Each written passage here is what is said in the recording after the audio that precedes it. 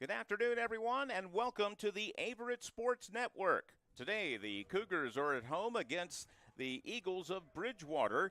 The action will be starting a little bit later today. Just to show you this is not all scripted, they had a bus issue, did Bridgewater. Oh, no. So the kickoff is actually going to be at 2:20 today. We're still taking the air, of course, on top of the hour here. And welcome you to the Averett Sports Network. I'm Chuck Vipperman along with Thomas Haney III. And Thomas, I guess I could be charitable in saying we got two highly motivated teams today. Yes. But both of them are looking for their first win of the 2025 season. And we'll just call them two hungry teams right now because, yeah, getting rid of that goose egg, it's all about that today. Yeah, 100%. Averett coming in at 0-3, Bridgewater 0-3, both having a loss in ODAC play. And Averett coming back from our nation's capital last weekend against Gallaudet, losing that one 39-30. And I think the score doesn't even really do that one justice. That was a back-and-forth game all the way through. We'll take a look at Ethan Ross today for sure. He has been outstanding for Averett, leading the ODAC so far this season in passing yards, completions, attempts, yards. I mean, this is a passing offense. That's pretty much, is there anything we're missing there? Exactly. No TD passes, I guess. But, yeah, I mean, and, of course, you know, some of it's a function of the game. You get behind a couple of touchdowns, you're probably going to be passing more than running. But when we have run it, we've had trouble. Now, we've had a boatload of injuries, too. We're down basically 3 on the depth chart right now with Halifax County High School's Nicholas Easley slated as the starter this afternoon. Cougars have struggled on the ground, only 44 yards per game. Yes, again, it's sometimes a function of the game. If you get behind early, you're going to pass. But even on a play-to-play basis, we've been having a little bit of trouble getting a push. And, you know, the quarterback's best friend is a strong running game, and we haven't given Ross that this year. Yeah, for sure. And I think it's important to add context, too. I mean, yes, both teams are 0-3, but this is a Bridgewater team that has dominated Averett in years past. I mean, they beat Averett 63-7 last year, and they're 5-0 in the series. So this is a very motivated Averett team, not just to get a win here today and get their first win of the season, but to break that streak. We saw SVU break that streak 2 weekends ago here at home, beating Averett for the first time. And so this is an Averett team that is backs against the wall here early. There's still enough time to turn this season around, but they obviously have to start pretty soon. Yeah, got to have a lot of young guys on defense grow up real quick. And when I say young guys on defense, I'm pretty much talking about the entire defense. We mentioned it 2 weeks ago when we were doing the Southern Virginia game. Here, the Cougars' defensive starters by class: sophomore, freshman, junior, sophomore, a senior, junior, sophomore, freshman, sophomore, freshman, freshman. That's almost JV in terms of age right there. The Cougars defense, and again, even the one senior, Bernelli, you can replace him. He's not playing today. All underclassmen on defense, and it's shown. We've given up 64 to Wesleyan, 46 to Southern Virginia, 39 last week to Gallaudet. And, we talk about a quarterback's best friend being a running game. A good defense can also help out a quarterback, and we haven't done that yet either this year. Yeah, missing Brunelli is huge. He had 15 tackles in the game that we covered a couple of weeks ago against SVU, and really the leader of that defense, the heart and soul. And so, without him out there, I'll be curious to see who steps up for Averett. But like you said, there's no sugarcoating it. I mean, this is an Averett defense that has gotten lit up in the last 3 games. And so, once again, coming home here, they really have to answer the bell. I'm looking early in this game. I want to see if Averett can force a 3-and-out on their first drive, and try to set the tone here early. Because like we said, too, it's been early on in these games for Averett that they've really struggled. And so we'll see if they can turn it around here. On offense, again, we've mentioned Ross's numbers, very stout, 677 passing yards already. But last week against Gallaudet, I think we saw the emergence of a new go-to receiver. Junior Caden Jackson had 7 catches, 110 yards, and a touchdown at Gallaudet, his first career 100-yard game. He is the 21st receiver in Averett history to rack up a 100-yard gain. And a couple of his best catches did not go for touchdowns on consecutive plays. They found him on a deep dig pattern, and he was able to give Averett a couple of key first downs on back-to-back plays in what turned out to be a touchdown drive. And again, it's that unspoken communication between quarterback and receiver, and I think we're starting to see that develop now with Ethan Ross and Caden Jackson in his first year starting. Yeah, 100%. And this is a star-studded wide receiver matchup because Jamari Lumpkins also balled out in the game that we were watching against SVU. He had over 100 yards. And then you also look at Christian Jones Jr., affectionately known as Bookie. Bookie, yeah. Yeah, leads the team in receptions with 14. And then you take a look at the Bridgewater side, and you look at the quarterback wide receiver duo with Bateman and Brown. 621 yards for Bateman and 4 touchdowns, and then Brown with 19 catches for almost 300 yards and 3 touchdowns. He's averaging about 100 yards a game, and so that's going to be a big test for Campbell lining up against him on the Averett side. Remember Bateman at Heritage High School. GW has, we haven't played Heritage in a game in years, but we scrimmage them every single year. It's a fantastic series, and Bateman was there. He was a 2-year starter for Coach Bradley at Heritage, and he was a tall, lanky quarterback, and he was hard to bring down. And he had a good arm, led them to a state championship game appearance. So, yeah, Bateman, sort of a semi-local player out of Lynchburg, has been leading Bridgewater. And, yes, if you're checking out the live stream, Bridgewater's uniforms are dead ringer for Boston College. I was just thinking Two sets of Eagles, yep. I was just thinking you would swear BC's on the road today, look, just on first glance. But, again, Bridgewater is a team that's obviously been in the ODAC longer and has faced ODAC-level competition. But they've been competitive in most of their games. I mean, they had a competitive loss last week to 25-7 to what's probably going to be a darn good Hampton-Sydney team. Right now, they look to be the bell cow in the ODAC, and Bridgewater lost to them last week, so certainly no shame in that. But, again, historically, Bridgewater has had Averett's number last year hung 63 on us at Bridgewater. And on paper, again, this is going to be – we're going to have to find some matchups that work for us. But, Thomas, you said it at the top. It's about that defense. If we could get out early with a 3-and-out and set a tone defensively, that would make all the difference in the world for a defense that's really trying to find confidence as much as anything. 100%. And it starts with that belief early in the game and, not falling behind. This is a Bridgewater team that's really struggled to score the ball this year, just averaging over 15 points per game through the first 3 games. And so, you might be able to have a chance here. We talked about the bus issues, getting off the bus a little bit late. Start early, attack fast. That's all part of our master plan here. Exactly. Get them here late, rattle them up before they even get here. Exactly. But this is a team in Bridgewater that has stumbled a little bit early this season, and you try to catch them when they're down. Michael Markulik, the freshman place kicker for Averett, got his first field goal of his career, 28-yarder last week with 5.5 minutes left in the first half. He had a couple of struggles in the Southern Virginia game. Nice to see him getting on track. Did you get a chance to see the game and to see Gallaudet play last week? Because I had told you about how they, as a school for deaf students, how they do football. Were you able to see any of that? It was interesting, Chuck. It really was interesting. The communication and the teamwork that it took for them was really cool. You see everybody on the sidelines working really hard. And so, that was an incredible victory for them. A lot of arms moving. I yes. mean, I know coaches, on every team signal in, but, for a team that has players that can't hear, that hand communication is absolutely crucial. They did a TV commercial a couple of years ago on one of the tech companies that had designed a helmet for Gallaudet players so they could see the play call their it was really cool. That's interesting. And that's it's obviously a lot of money that goes into that, but then again they use that doesn't cost much, a big old bass drum to the vibrations. Well, I think, and I haven't heard this, but I almost think there's a gentleman's agreement that they're not going to too often do a false count, because if they did, everybody would be for sure. 100%. I mean, because as soon as you hear boom, you go. When you are not deaf, when you hear boom, you can't stop your body. But I think they could get like 50 offside penalties a game if they wanted to.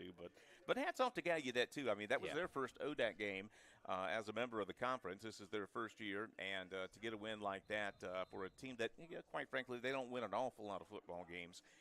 It was good on them to now be 1-0 in the ODAC, and they'll of course continue their ride. But as big as I was rooting for Averett last week, hats off to Gallaudet. That's a big win for those guys. Yeah, and it's interesting. Obviously, nobody's going to lie. I mean, that was a disappointing loss for Averett, but it was still a step in the right direction. I mean, losing by 9. You look at the way the first 2 games went, were not pretty. You score 30 points. There were some things to look at in that game. Like I said, it's disappointing, but it's a step in the right direction for Averett. And now let's see if they can kind of take another step here and be competitive in this one and fight Bridgewater, especially like we talked about defensively, and hold their offense down a little bit. And one thing we talked about with the Cougars offense 2 weeks ago when Southern Virginia was laying a licking on us here, they in the first half just didn't have an awful lot of confidence. Second half, much better. We moved the ball, scored 2 touchdowns, but offense, again, last week was not the issue. Ross had a big afternoon, again, leading the conference in passing yards, but yeah, defensively, Cougars took it on the chin last week, and we're gonna keep harping on that. But when you start, 3 freshmen and 5 sophomores on defense, there are going to be some issues, and a lot of it is assignment issues. A lot of it, and the good news about that is that's correctable. Mm-hmm. We can work on this, and we can get better in that standpoint. From a sheer physical standpoint, yeah, I mean we're not A-list, but we're not that far behind. We just have to cut down on the assignment issues, which really have put this defense on their heels really since week 1 this year.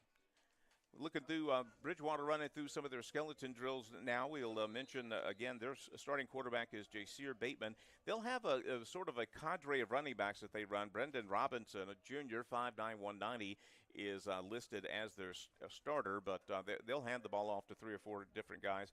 And again, with Averett, I mean, we're looking for an answer rushing the ball. Our leading rusher right now, Jalen Neal, has 62 yards, and he's not listed today for an injury situation, we think. And we're going, again, with Nicholas Easley out of Halifax County High School, who, if you looked at with Soto being out, now Neal being unable to play, Easley's probably your RB 3 or 4 on week 1, and here he is starting in week 4. Yes, we're exploring the depth chart here is what we're saying. Yeah, exactly. We're going to take a quick 1-minute break, catch our breaths, and get ready for kickoff again. If you're just tuning in, the kickoff is going to be a little later. It's at 2:20 this afternoon, which is not too far away. The first time we heard about the bus issues, we were thinking, gosh, are they going to get here before the sun goes down? Mm-hmm. But just a minor issue, evidently. And right now the projected kickoff time is 2:20. We're going to take a break and get a chance to breathe and get ready. We'll have the starting lineups, a couple of more numbers, a couple more X's and O's in a minute when we bring you back to the Averett Sports Network.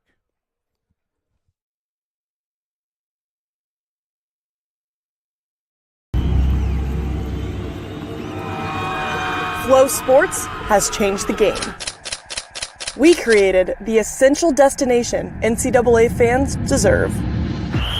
Together, Flow College and NCAA conferences, institutions, and teams have taken all collegiate sports to the next level. Oh my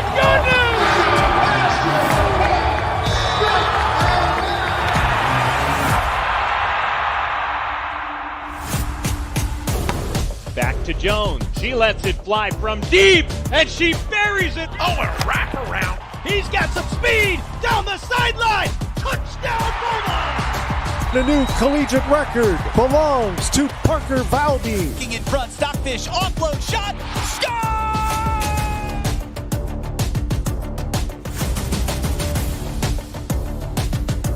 Smith making 3. That is crushed. It's a touchdown!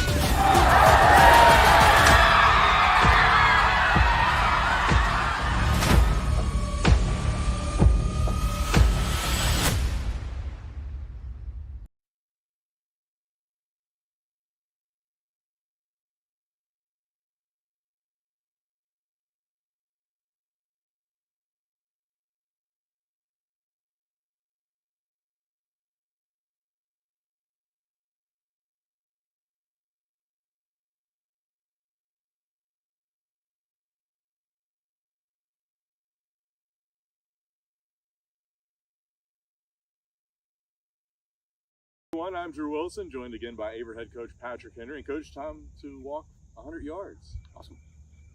Let's talk a little bit about last week, coming off a tough loss at Gallaudet. But I think you maybe learned some more about your team during that game. Absolutely, we're definitely closing the gap and played better team football, just not quite good enough to win. We found a way to get the pass game rolling. Ethan was 30 yards away from school record, right? We got to find a way to run the football better and get off the field on third down. Talk a little bit about Ethan. He threw for over 300 yards in that game, a couple touchdowns, some really excellent receiving, catches by your receiving core. Just talk about that group and how they've kind of seems like there's improvement every single game. Every week, as they're starting to understand the scheme and how we're moving pieces around, they're really starting to settle down and feel really comfortable. And you talk about performances. Caden Jackson had his best performance since he's been at Averett. That's the young man that we thought he could be. And early, something you guys may not have saw on film, he ran the wrong route. We were in the red zone and he was supposed to run a double move and he didn't. And that's the quarterback threw it away and we ended up having to kick a field goal. Early in the season and early in his career even, he would go into a shell and that would be the end of it. We wouldn't have been able to put him back in. He came to the sidelines. He knew he made a mistake, said, "I got you, coach." He went right back in and made a play. And so to see him have the ability to make a mistake and immediately do what we talk about next play was really super special. So I was really proud of him. Yeah, 7 catches for I think 110 yards and a touchdown, and almost 2 touchdowns. The one he got down to the 1 or 2 yard line there. Just talk a little about in terms of offense. Obviously, you got your passing game going. Mm-hmm. What are some things you got to do to get the running game going? Yeah, we gotta be running back by committee. You know what I mean? And we gotta really take a strategic look formationally at how we're attacking defenses. It's not going to be the standard, like some of the teams in the league that are at the top can line up and pretty much do what they want. We've got to strategically put our X's in spots to put our kids in situations to be successful. We talked a little bit about some of those awesome offensive plays. Mm-hmm. On the defensive side of things, you had a couple defensive backs with some really nice interceptions last Absolutely. week. Yeah, we finally were able to get them to turn the ball over. And if you look at it, we have 4 turnovers on offense. If we can find a way to let our defense have 2 takeaways and us not turn the ball over, I think we might have a different outcome. We talk about when you look at the stats, the tail of the tape, it's really simple. Don't turn the ball over and get off the field on 3rd down, and you've got a chance to be successful. Looking at this week's opponent, Bridgewater, what are some of those keys that you feel like you've got to hit in order to be successful? Absolutely. Bridgewater, as a founding member of the ODAC, they're going to be solid. They're going to be sturdy. And when you turn on the tape, you look at their non-conference games, they're 0-3, but they're not an 0-3 football team. They're not an 0-3 football team physically. They're big and they're strong and they're sturdy. So we've got to definitely stop the run. We've got to keep their passing game in front of us, and then we got to find a way to run the football in this league. To win, you got to run the football. All right, there you have it from Coach Henry, and that's it for 100 yards.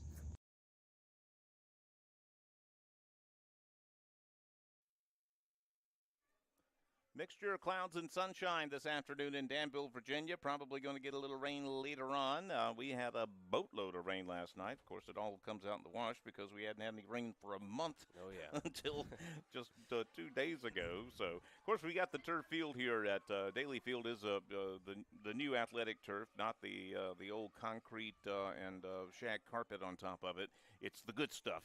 So even with rain, we will still play on here. Again, the weatherman saying probably going to hold off on rain for a little while here. So hopefully we'll have a good window for football. Cougars offense, we'll start with quarterback junior Ethan Ross, 5'9", 174. We mentioned number 21, Nicholas Easley, will be the starting tailback this afternoon. He's a sophomore out of South Boston, 5'9", 185 pounds. Receivers who have been very, very busy in the first 4 weeks. Calvin Speed, the third, tight end. Wideouts, number 6, Jabari Owens, one of the few seniors on the Cougars getting PT this year. Number 16, Christian Jones, a junior, 6 foot, 155. And the guy who had 110 yards receiving last week, number 7, Caden Jackson, a 6'1", 180-pound junior. Big boys up front from left to right. Number 72, Elijah Gallibor, a returning starter from last year. Left guard, number 75, Dallas Cash. He's a senior, 6'3", 270. The center is the guy I call the human eclipse. Joshua Wright, just a freshman, 6'4", 440. Not a misprint. Right guard, number 52, Alex Bridges. He's a sophomore, 6'3", 253 pounds. And the right tackle, another senior, Vincent Kettner, 6'1", 265. On defense for the Cougars, up front, we got Shavis Martin out of Martinsville High School, along with Nick Lincoln. Those are the 2 defensive tackles. The ends are Rocco Fazzolari and number 5, Ivan Williams, who were very busy in the game against Southern Virginia a couple of weeks ago. Tyler Poff back in at linebacker. Expecting number 30, Bryson Young, to get the start at the Mike linebacker position. And the 5 in the secondary. Averett usually runs a nickel package most of the time. Josiah Campbell, a returning starter last year who's already made some big plays in just this sophomore year. He wears number 9. Safety's number 22, a freshman, Seth Wiley, 6'1", 195 pounds. Free safety, number 3, Jeremiah Marks, sophomore, 5'11", 150. The other safety, strong side safety, number 11, Caden Thorne, a 6', 200-pound freshman. And quarterback Jaden Clark, another freshman, 5'11", 175. So the 5 guys in the secondary, 2 freshmen and 3 sophomores. Yes, we are young, folks. Exactly. Cougars will kick off this afternoon. Markowitz, the place kick specialist, who got his first field goal of his college career last week. He's a freshman, got it teed up on his 35-yard line. I guess I could open the window here. I don't know. It's pretty nice out, 70-something degrees. Yeah, we'll take it. I'll go ahead and do that live on the air here. It's not exactly October weather yet, but we're getting there. Got too much humidity here. We got a hurricane playing havoc with the weather somewhere. That's the thing about a hurricane. It affects weather patterns like 4,000 miles away. It's wild.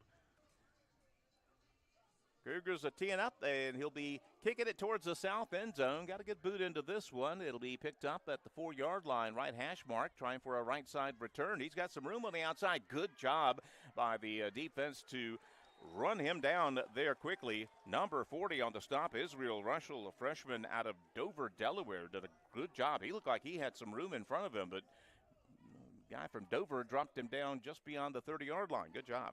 Yep, and exactly what we talked about in the pregame here, Chuck. Averett's defense starting off on the field to start the game, and they're going to need a big stop here to start that belief and now get that ball rolling. We mentioned the linebackers. Number 33, Bo Blankenship, is going to get the start in place of Bernelli at the Mike backer position.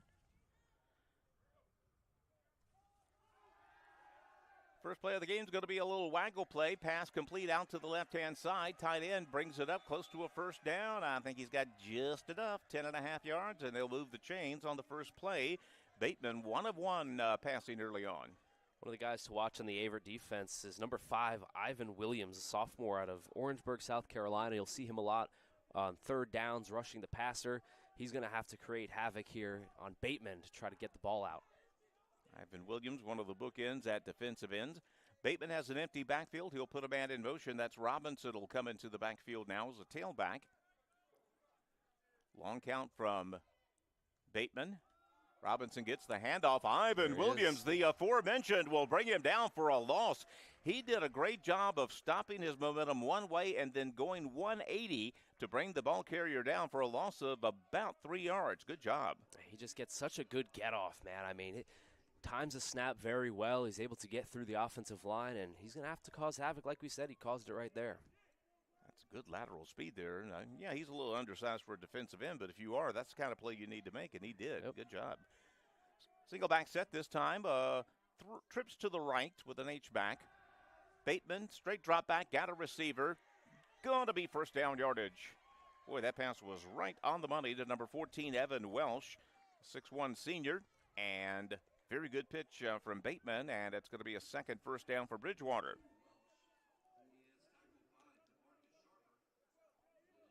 Yeah, Bateman was 6'3", even as a sophomore in high school, so he hasn't grown an inch. But he was 6'3", though. We'll take it. He's still 6'3". That's good size. Yep. Wide outs to either side. Robinson, I believe, gets the handoff. He'll get a couple of yards. That's actually number 32, Wyatt Jervis. Again, they got about 4 guys they feel comfortable handing the ball off to. And he'll get ahead for about 3 yards on a little dive play off right of the center. You got a good mixture of clouds and sun. It's just, I wish the sun would make up its mind. As soon as I get used to it, then the sun comes out and I'm blinded. Yeah. Single back set again. Oh, the counter handoff by necessity to Wyatt, and he's going to get ahead, break one tackle. He breaks 2, and he gets a first down.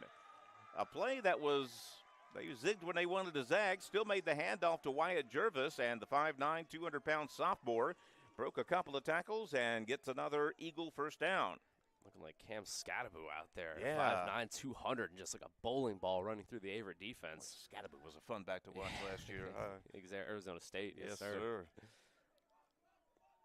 So we'll run a tight formation, a little diamond look as the 3 receivers will now break out wide. So trips right formation. Jervis still in the backfield. Bateman, quick pass trying to screen and right-hand side. It's complete ahead to the 20-yard line. Well-executed play, got a block, gets 7 yards, and they are now officially in the Cougar red zone. Yeah, winning first down is going to be a big thing for the Averett defense, and they haven't done it on this drive. It's been about 5+ yards every play here on first down, making these second downs very manageable. Yeah, you get into you're on schedule, as the coaches would say, on a 2nd and 3. We'll split 2 wideouts to the left. There's the tight end to the right. 2 back set for the first time. Still a shotgun, though, as Robinson and Jervis are both in the backfield. Keeper by Bateman, left-hand side. Cougars did a decent job reading it. Second effort might get him a first down. He didn't need too much, and I think he got just enough. He'll move it to the 18, and they say, yep, that is enough. He needed 3. He got 3. And the Eagles are mounting a very impressive opening drive this afternoon in Danville.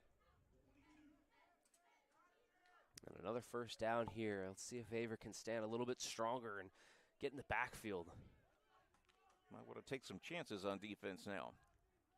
Bridgewater will run motion. 2 to the left, 1 to the right. Single back. Jervis gets the carry. 43 gets up the gut, and the free safety will make a tackle to save a touchdown. Check that. It was number 43 on the carry again. Tommy Nelson out of Liberty High School in Maryland. That's the 3rd guy who's carried the ball. He's a little bitty fella. I mean, that's 5'6", 175. He's short. He's pretty stocky, though. First and goal from the 5. Bateman hands it off to the and we get a great tackle. The linebacker comes crashing down into the A gap.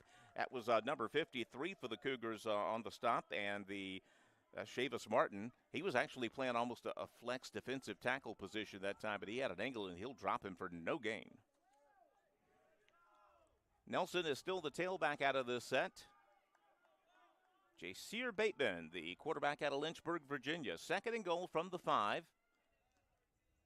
Got an H-back in mini motion. A bad snap. Nelson will recover it at the 12-yard line. I think the center thought the quarterback was going to do a narrow setup that time, but he was in a full shotgun, not a pistol. But he snapped it like he was in a pistol, so that's a little communication problem. And Cougars are trying to use this rare mistake on the Eagles' part to keep them out of the end zone. If you can hold these guys to a field goal, you'll consider that a mini victory. Yeah, a drive that has been perfect up to this point. Averett looking to capitalize on a big mistake there. Robinson back in the backfield. They'll run a tight end in motion. Straight drop back from Bateman. He's looking to the right. He's going to throw it short. Robinson incomplete. That would have been a very tough catch to score on, as the Cougars had pretty good defensive position. And they will force a field goal attempt from the Eagles, and Averett will take a little good fortune. We haven't had much on defense this year. Yeah, Robinson heard some footsteps with Marks creeping down his way. That was an interesting throw there into traffic. But, yeah, like you said, I mean, sometimes when things are going bad, all you need is a little bit of help from the other team, and that bad snap provided it. We will take it. So Bridgewater on for the place kick, trying for about a 29-yard field goal.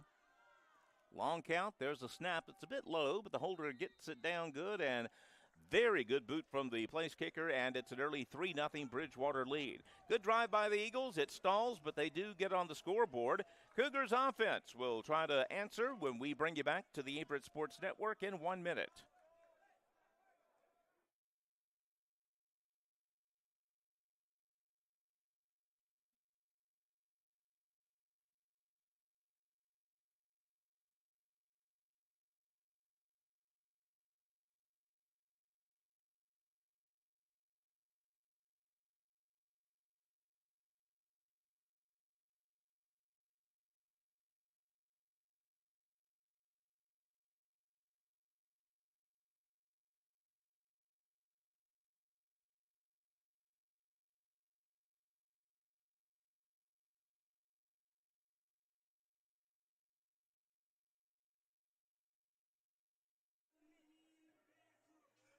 Twenty-nine-yard field goal from Agustin Miguel, a junior place kicker, and it's a 3-0 Bridgewater lead. And the Cougars offense will get set to make their first appearance. Again, offense had a pretty solid week against Gallaudet last week, put 31 on the board, nearly 300 yards passing for Evan Ross. And Caden Jackson had 110 yards receiving in that game, along with a touchdown. Little Squibber is going to be picked up at about the 10-yard line. Trying for a middle return. Now cut back up the middle to the 30-yard line to the 40. Super looking return that time by the Cougars. Number 4, Jamari Lumpkins, who is sort of the featured return specialist. We saw him get a couple of touchdowns at receiver 2 weeks ago. But nice, exciting stop-and-go move there. Cougars will have very good field position, their own 38-yard line. Well, Chuck, you mentioned the big boys up front, and they're going to have to protect Ross if they want to be successful. You want a player to watch on the Bridgewater side. How about Aaron Nice? Nothing nice about the way he plays. He's mean. We got the Alaskan assassin back. Gabby Soto is going to start the game at tailback for the Cougars. Yeah, and that's helpful. But Nice, 4 sacks in 3 games, leading the ODAC. He's number 41. Got to keep an eye on him and try to protect Ross. So we'll start off with a stack formation, 2 to the right, 1 to the left. Soto gets the carry. He gets tripped up. Oh, he had a little bit of room there. Probably would have gotten a big gainer there if he could have kept his feet, but somebody took his shin out, and he'll get ahead for only about 2 yards. And Soto being back could provide some relief for the running game. And he's just a tough runner. I mean, this is you want to talk about a little short fellow that with heart, 5'5", 170 pounds, and he uses that low center of gravity to his advantage. 2nd down and 8 from their own 40-yard line. The carry by Soto. He'll get ahead by one would-be tackler. Get about 3 or 4 yards. Don't know if that was a flag or a towel that came flying in. It looked like a towel coming in at the end of the play. About 4 yards. He'll get it to the 36. Averett still got a challenge here. 3rd down and 4 coming up here. That good field position. Don't want to go 3 and out here. Yeah, we don't want to waste this. 3rd down and 4. Cougars have struggled on 3rd down this year. Let's see if Bridgewater blitzes. I mentioned Nice, middle linebacker in the middle there. Danye Coleman comes into the game, and he's going to go into motion as a tight end / H-back. Straight drop back from Ross. The lefty fires. It's tipped. It's incomplete. Ay, ay, ay. Somebody got a finger on it, and it falls harmlessly incomplete. And I think you got to play field position here. If you're on their side of the 50, you're tempted to go for it on a 4th and 4. But on your side, if you can pin them back real nicely here with a good punt, that'll probably be the better option. But 3 and out on the first set of downs. Yeah, it's disappointing. Got good blocking up front. Owens runs a nice slant. He gets open, and then the ball is tipped at the line. So somebody got their finger on it. Yep. Tough break there for Averett, but Owens ran a good route. Kulik will punt. Good straight rush. This will be an end-over-ender. It'll take an Averett roll inside the 20. A nice Averett roll inside the 10. Get legs, ball, get legs. All the way down to the 1-foot line. That is how it's done. We love punting. What a punt Punting there. is winning, baby. Yes, punting's fun. Oh, yeah. I mean, wow. and that's the secret for the punters. I mean, you just got to get that positive roll, get the ball rolling end over end like that, and that was textbook right there. You don't get any better than that. Goodness, yes, what a punt. I mean, we could talk about the X's and O's and offense and defense, but don't forget about special teams. Man. Wow, that helps the Averett defense out immensely.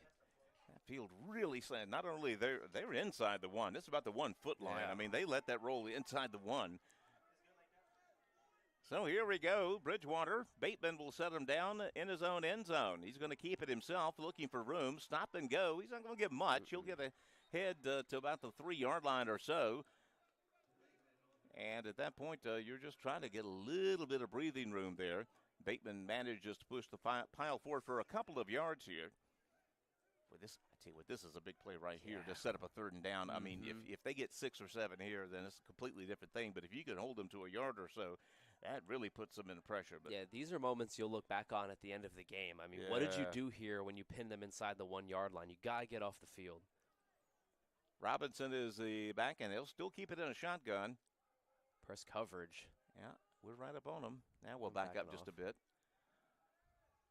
Bateman's going to keep it. He's going to cock and fire downfield. Nobody is open. Looked like the receiver got turned around, and he was going for the home run ball, but Averett was there. We had 3 defenders, 2 receivers. Advantage Averett. Incomplete pass. 3rd down and long now. Here we go. This is here's the money down right here, boy. If we could force these guys to punt from their own end zone, that would be great. Yeah, you get to send the dogs, too, on that punt, try to block it as well. But, yeah, like you said, you got to get off the field here. Where's the pass rush? Let's see if Averett's able to force something. Jonathan Guess will come in as a nickel back, actually a dime back here for the Cougars. Long count from Bateman. He's back to pass. Short pass, slant, incomplete, in and out of the receiver's hands.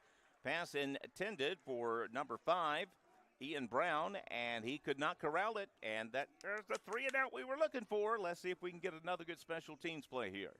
Yeah, we've seen two things happen for the Averett defense that have really helped them out. It was that mistake on the goal line by the Bridgewater center, and then the special teams also helping them out here with a great punt. That's stuff that can motivate you to play better, and it did right there for the Cougs. We'll see if they set up a return here, if they really go after the kick. They put a little pressure on there. This is a high, very short kick. Picked up at the 40-yard line. Boy, this is going to be a wild return. He does turn the corner. 35, 30-yard line to inside the 20. Wow, for 17, Andre Francois. Sacre bleu. What a return.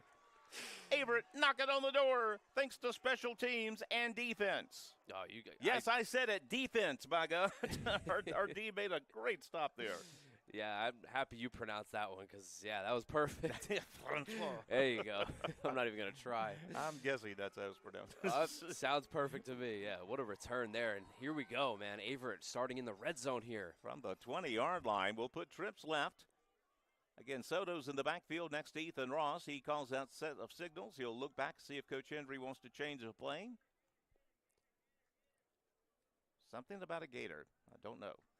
As long as they know, though. That's the thing.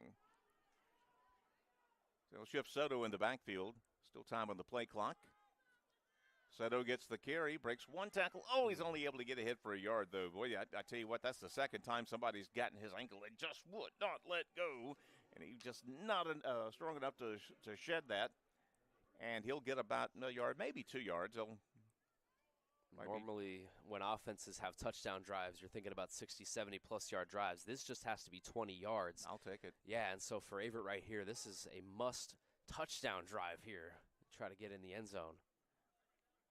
They'll split the receivers, 2 to the left, 1 to the right. This is going to be a keeper by Ross, and he's not going to get much. Looked like he might have had a little bit of a seam there, but a good job by the number 99, I believe. Andrew Brown, a junior, came up and made the stop after only about a 1-yard gain. And now you're 3rd and 7. Now, yes, you want the touchdown, obviously, but you got to be very careful with the ball here, too. You got to make sure you target, because even if you don't get it, you're in pretty makeable field goal range right now.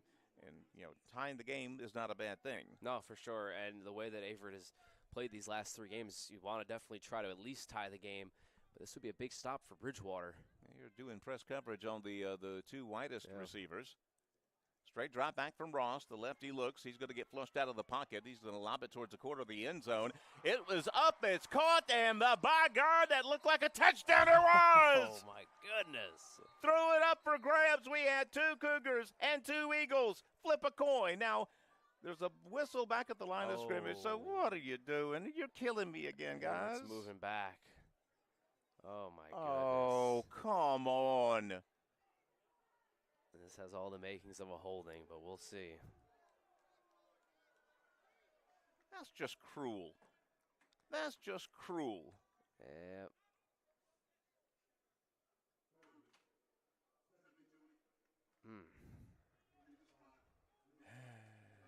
Okay.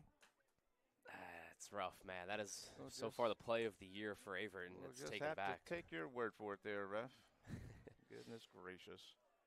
Make darn sure you insert yourself into the game here. Now you're playing for the field goal, right, Chuck? Yeah, long. Yeah, you have to. I think you get 5 or 6 here and call it a field goal.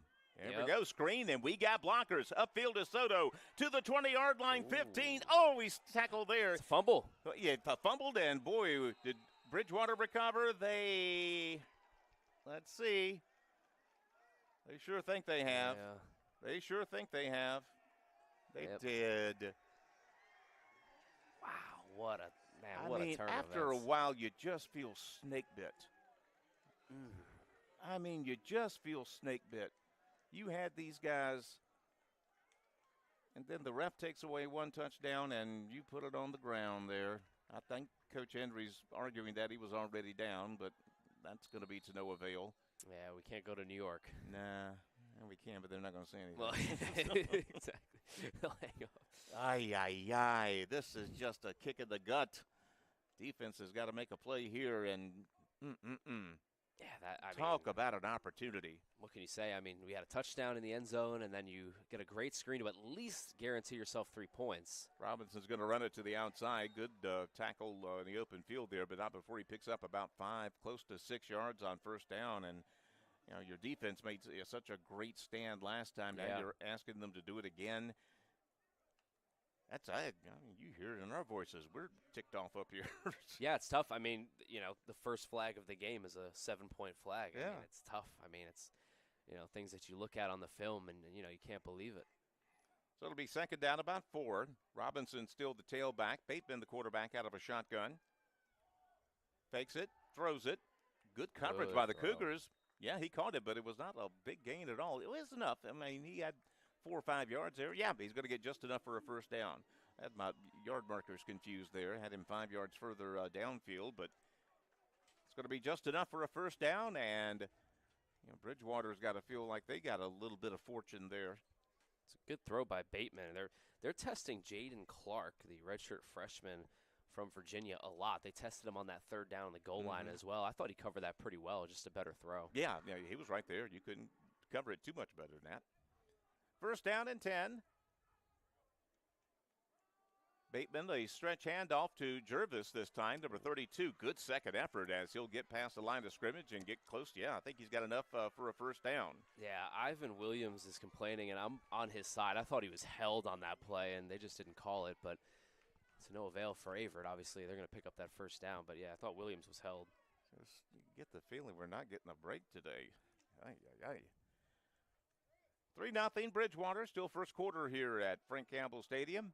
They'll run trips right this time. Bateman, the quarterback, sets them down with Robinson in the backfield. That's Jervis, actually. Going to be a keeper by Bateman. No one paid attention to the quarterback, and he'll say thank you much. He'll get ahead for about 12 yards at another Bridgewater first down. And here we go again. This is got to be what the Cougars defense is thinking. You know, boy, you had that opportunity there, and then it's gone. This can be a fickle game sometimes. From their own 48, fake the handoff, a pass to the left. Boy, that hung up in the air, but it went into the receiver's hands, and we might have had a bead on that one. That one hung a little bit, but it turns out well for Bridgewater as they'll get another first down.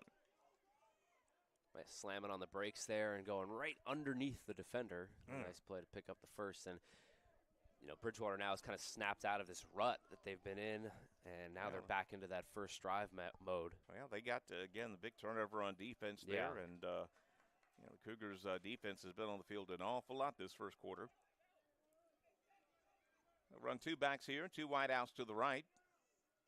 Robinson, no, is Bateman keeper. Good job on the keeping it in his belly there. He's only going to get a couple of yards. Cougars did a good job defensing that, but Bateman did a very good job riding the halfback until he saw the halfback was going to get wrapped up. So instead of a 2-yard loss, they get a 2-yard pickup to the Cougar 35. Those read options are so difficult, and if a lot of it's on the quarterback. Is good, yeah, exactly. If you've got a quarterback yeah. that knows what he's doing on those, it can be very difficult to stop. I mean, if he's really good, it's almost impossible. Yeah, it really all depends on the quarterback and how he reads the defense. Takes a special guy, yeah. Second down and 8. They'll put Robinson in motion. 2-back set this time. Straight drop back from Bateman. He's going to throw it right. That's complete to, we missed a tackle there at the line of scrimmage, and he's going to get forward. Not a first down. Had her hand around his ankles, but Robinson was able to shed the tackle, and instead of a 1-yard gain, that's about a 4-yard gain. And it'll set up a 3rd down and 3. You would think Bridgewater is in 4-down territory here, so really 2 plays to make 3. Cougars will bring Israel Russell into the game. And it seems like one of those situations, again, Chuck, where you might see that read option, and they'll put it on the shoulders of Bateman to make that decision. That's not a bad call at all right now. They'll put Nelson in motion. He's the tailback out of this. Quick pass, going to be complete. Cougars look like they're there, and they're going to stop him short of the first down. Good job. Cougars read the little mini screen play very, very well that time. And number 12 for the Cougars came up with a tackle. That's Rocco Fazzolari from his defensive end position. 4th down and 2, and it'll be go for it time for the Bridgewater Eagles. Boy, you want to talk about what would be a big stop here if the Cougars could somehow keep these guys 2 yards or less this time. Go. That would be superb. Oh, they're going to have to burn a timeout. Yep. Yeah, we had some personnel issues on defense, and Averett's going to waste a timeout. We'll take a brief one as well. We'll resume the drive on the Averett Sports Network in 1 minute.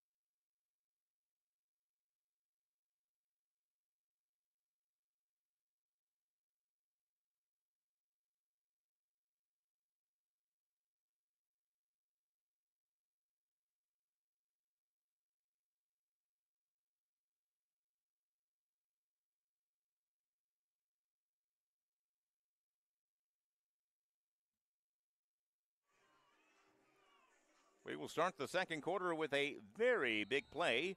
4th down and 2 for Bridgewater. They're going for it from the Cougar 29. Bateman's going to keep it himself, looking for room. He got just enough for a first down.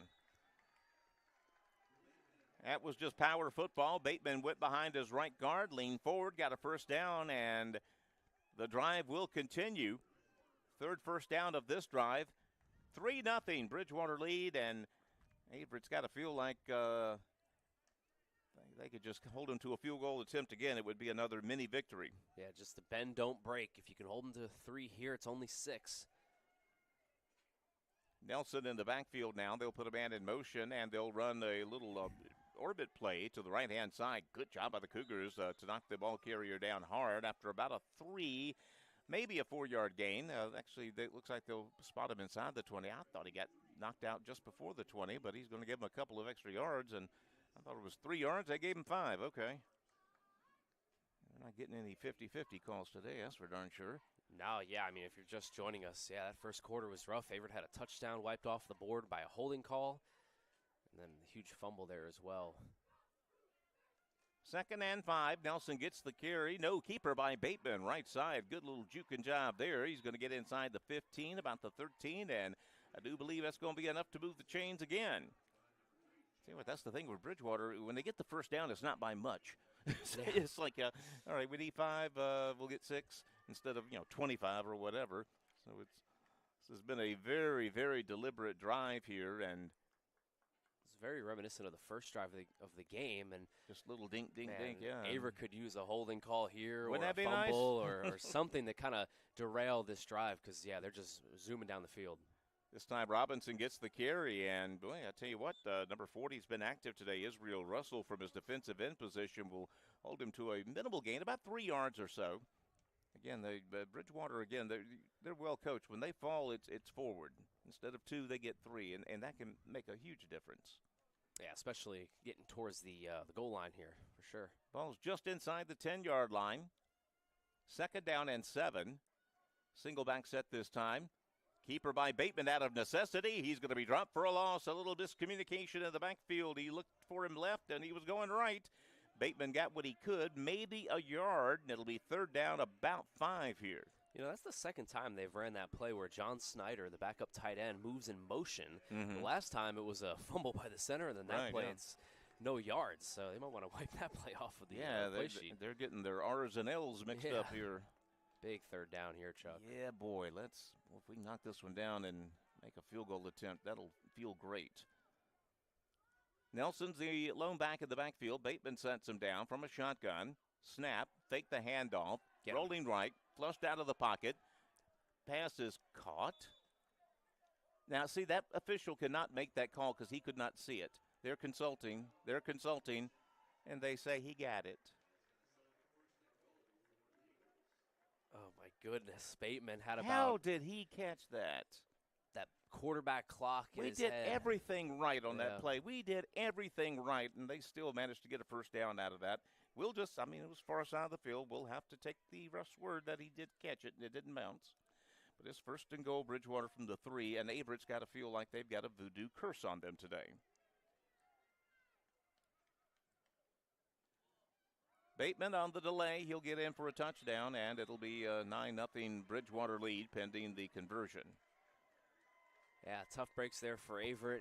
Obviously, we saw on that third down that low pass towards the ground that was picked up, and that's a couple of plays now in this first half where we'll be like, man, a replay would be nice. We're not getting any 50-50 calls today, are we? The Soto fumble was very close. He was falling to the ground. You could argue if the ground can't cause a fumble. And then right there, too, just right on the turf there, the referee makes the call. Okay. Extra point is up. It's good. And just like that, it's 10-0. And Averett has got to shake this voodoo curse. Big play on offense, something to get some life going here. We'll bring you back for Averett's second offensive possession in 1 minute.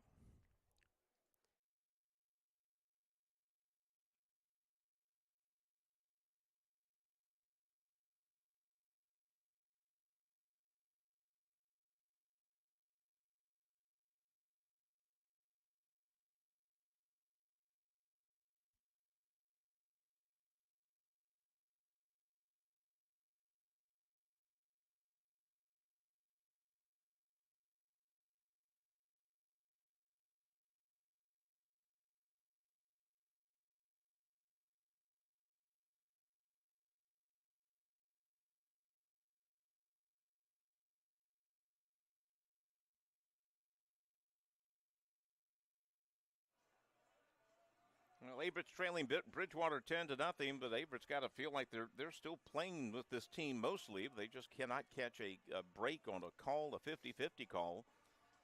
The 50-50 calls have all been going one direction today, and Cougars got to make a break their own. 11:22 left. You get the ball at halftime.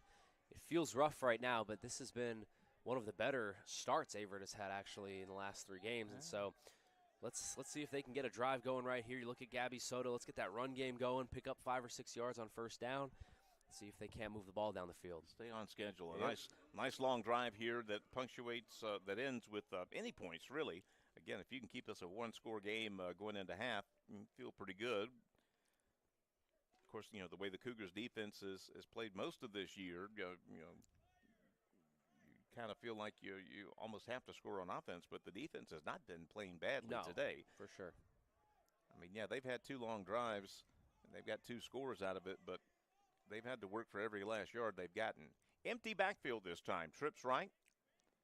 We'll put Soto in motion this time, and now we will have a back. And what we got going on now? A delay a game. Okay. Now, see, getting a delay a game coming out of a kickoff, that's just not good. That's or did we get a timeout? I think we got the timeout off. Okay, yeah. Still. All righty. We'll take a quick break, come back, and we promise Averett will get this drive started shortly. We'll bring you back in 1 minute.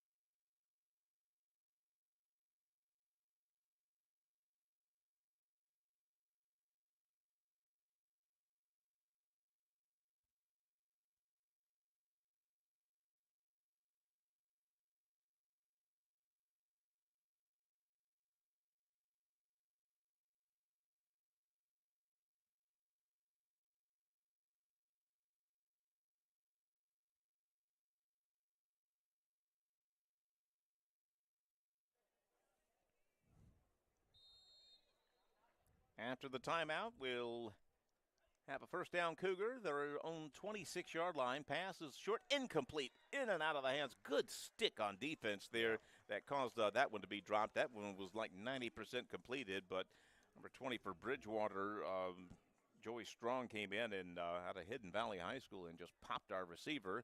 Ball squirts free at 2nd down and 10. Good hard-hitting defense there created that play. Got to get some positive yards here. Don't want to be stuck in the 3rd and long. Oh, sure. See what Averett's got up their sleeves. Got to watch Ross's legs as well. Ross gets the shotgun snap. Handoff and nothing much going here. Soto's going to be met behind the line of scrimmage and knocked backwards. They'll give him not much in the way of forward progress. He'll lose about 4, maybe 5 yards on that play. And just like that, the Cougars are looking at a 3rd down and long, well behind the chains. Averett needs a hero right here. Everything kind of seems glim and 3rd and long. But right now, if you're able to pick up this 1st down, you'll be able to inject some life back into the stadium. They'll put trips right, 1 to the left. Soto is the lone back. 3-man rush. Straight drop back by Ross. He's going to get flushed out of the pocket. Now he's going to decide to run. He gets ahead to the 25-yard line. Stop and go move there to the 30. Picks up about 10, but he needed 15. It'll be 4th and 5, and the Cougars will be forced to punt down 10-0. Got what he could on that play, and unfortunately, when you get behind the chains like that, 10-yard runs don't mean too much. 10-13 and counting in the first half. Cougars down 10-0, and they will have to punt from their own territory. See if this punt's as good as the last one. Yeah, if you can get the 1-yard line to this, yeah. Forget it. Yeah, this one ain't going to have the distance. Got the height, though. It's not going to be a return on this one, and the fair catch is called for and made at the Bridgewater 46-yard line. And with a 10-0 lead, the Eagles will try to add on, and the Cougars defense, which has been on the field an awful lot here in the first half, is going to be called on again to keep this a 2-score game. Yeah, and like you said, got to keep it a 2-score game. Touchdown here makes it 3. Hold them to a field goal wouldn't be the worst thing either. And like I've mentioned a couple of times, Averett will get the ball at half. That matters. Maybe try to double up a possession. But, yeah, Averett really needing a stop right now. I tell you, it's like the life got sucked out of his team after that holding call and then the fumble on the next play. 2-back set this time. Fake the handoff to Robinson. Bateman's going to throw it to Robinson. On the right side is a secondary receiver. He gets ahead out past the 50-yard line. About a 7-yard pickup on a little safety valve play, and that'll move the ball into Cougar territory. It'll be 2nd down, about 3 coming up for the Eagles. And that's what's been most impressive about Bridgewater so far here today has been them on 1st downs. I mean, they are just picking up chunks here, getting into 2nd and manageable, 3rd and manageables. So they'll keep the same 2-back formation, Nelson and Robinson. Now Robinson will go to a tailback set. Fake it, no, hand it off to Robinson. He's going to try to cut to the outside. Cougars are there, though. Good job by the Cougars defense. Number 33 stepping up there. Bo Blankenship, the freshman, getting his first start of the year. Will hold him to a minimal gain. It's still going to be 3rd down, about 2 yards to go. Yep, and you got to imagine here past the 50, this is once again 4-down territory for Bridgewater. They'll play it like it for sure. Let's see if we can order another bad snap here. Or a holding call, potentially. Yeah, well, let's don't get crazy. We know they're never going to call it. Just saying. 3rd down and 2. Single back set out of the shotgun. Bateman. Oh, my God. Somebody moved early, and it's going to be 5 yards on the – I'll tell you, if you're going to get all sides, get your money's worth. Those were going to be the next words out of my mouth. That might have been the most money's worth offsides I've ever seen. Yeah, don't just lean into the neutral zone. Own the neutral zone. Oh, my goodness. So they can move the football here? Yep. I was just waiting.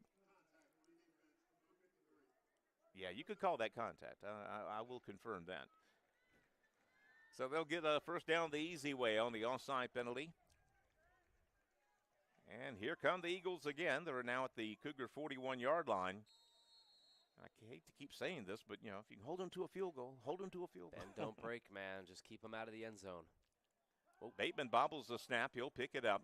Got time, throws it, caught. Good job by the receiver coming back for the football there.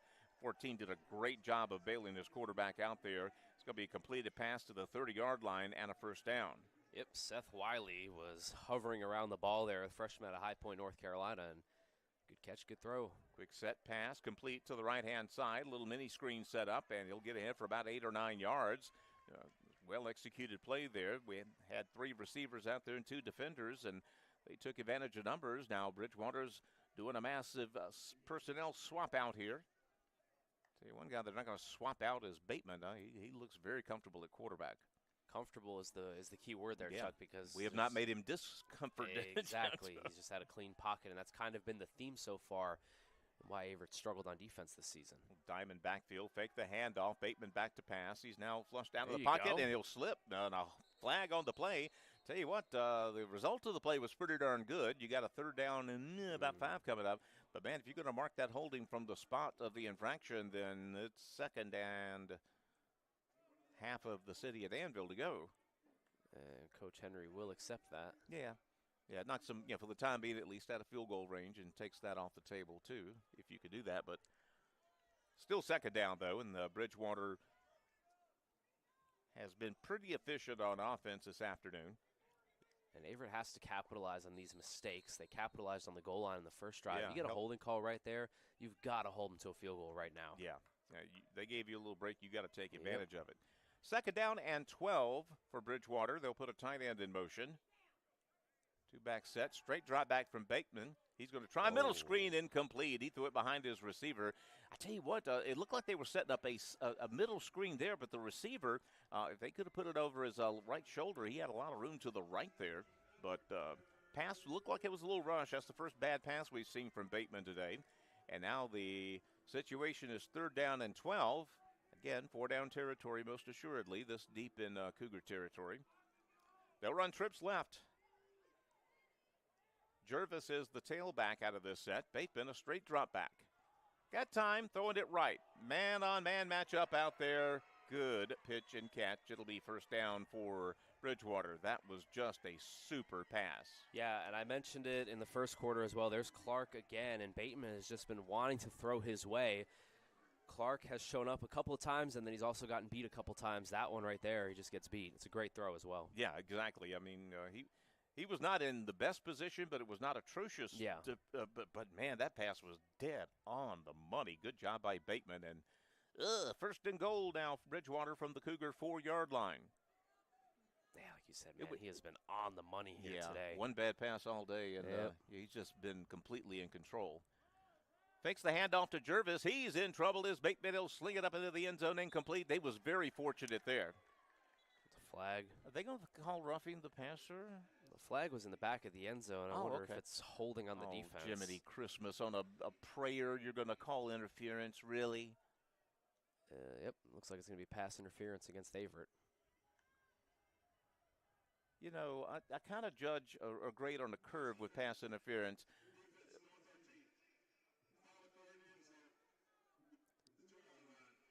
You start to think, too, about catchable balls, right, Chuck? I mean, yeah. How catchable do you feel like you're that might be? rewarding him for a bad pass, an ill-advised pass, quite frankly. It should have been picked off. But here we go. Under center for the first time. Handoff to Jervis. He'll go right tackle. Gets popped. Oh, man. No freebies today, boys. You'll have to earn your 2 yards into the end zone. Good hit by the Cougars' defensive line, and it'll be second down and goal from the 2-yard line.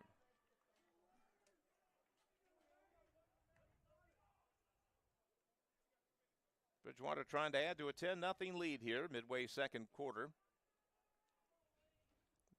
He's going to go under center again. Yep. Jervis is in the backfield. Jervis gets the carry. He's going to get wrapped up behind the line of scrimmage this time. Good God. Wow. Cougars selling out and forcing them back. No freebies, boy. Hey, way to go, D. Yeah, hats off after that the deflating interference call in the end zone.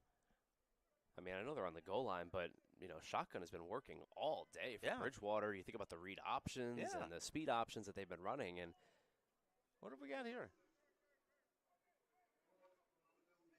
Illegal substitution, really? Ooh.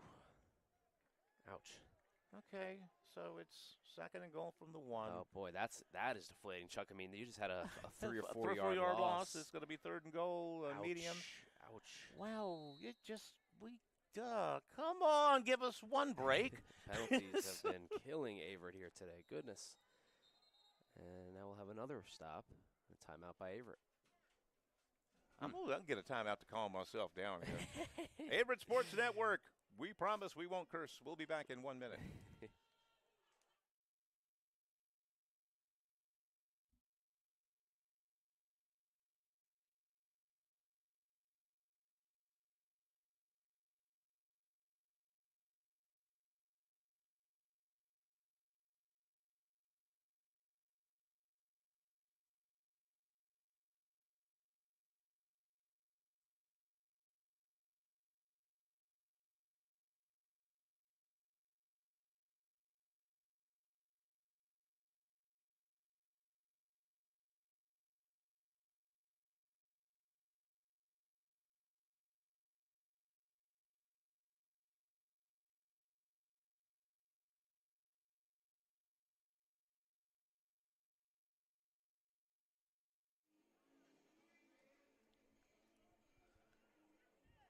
Back to live action here. Second down and goal for Bridgewater. They'll line up in the I formation. Bateman goes under center. Nelson gets the carry. He's going to get a face full of Averett, and more flags coming down on the play. That was right on the snap. Wonder if somebody lined up off sides. Well, it came from behind. Yeah. Tushin against Averett. What are we doing? Oh, my goodness. Oh, wow, man, that is, I mean. It's like you wait for us to make a tackle and, lost. No, we can't have that. Throw a flag on them. I mean, we came out of a timeout. There was no substitution. Wow. And now Bridgewater bringing some of their guys. Yeah, that. Ooh, boy. I mean, second down and goal twice from the 2. It's a 3-yard loss both times, and both times Averett. We'll go into the referee's hospitality room and steal all their food. I'm sure it's pretty good. So a shotgun formation. Bateman keeps. He gets a touchdown. Yeah, they're going to get a touchdown if you give them 8 plays from the 1-yard line. Sure. That doesn't impress me. Coach Henry not happy. No.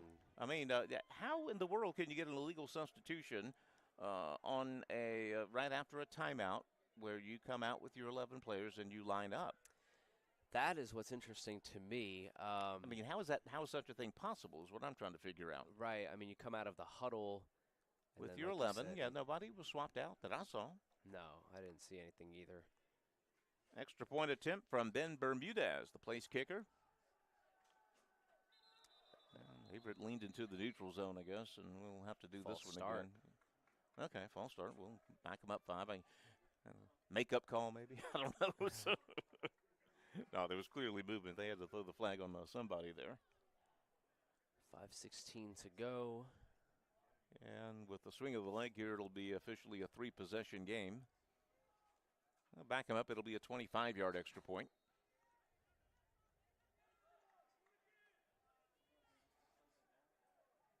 Just hearing some of the ambient commentary from the crowd here. They don't agree with the officiating so far. Bermudez is perfect on the extra point, and it is a 17-0 Bridgewater lead over Averett. We'll bring you back to the Averett Sports Network in 1 minute.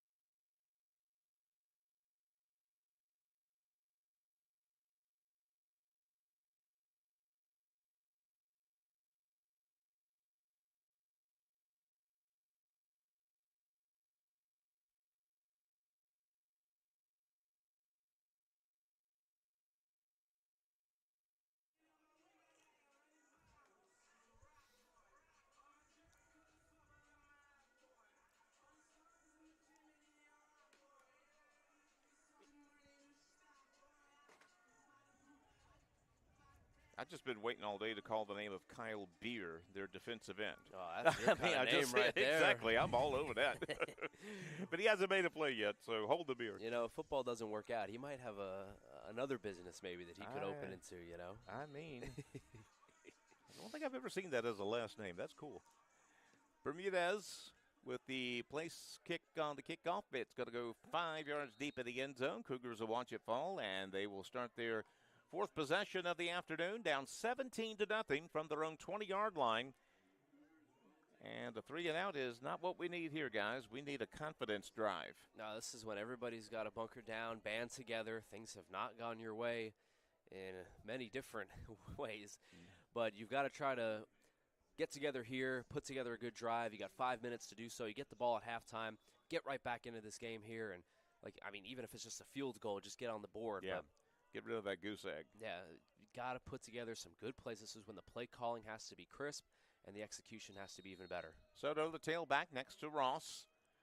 Will run trips right and a tight end, trips left rather, and a tight end also to the left. Fake the handoff. Ross back to pass. Caught. Wow.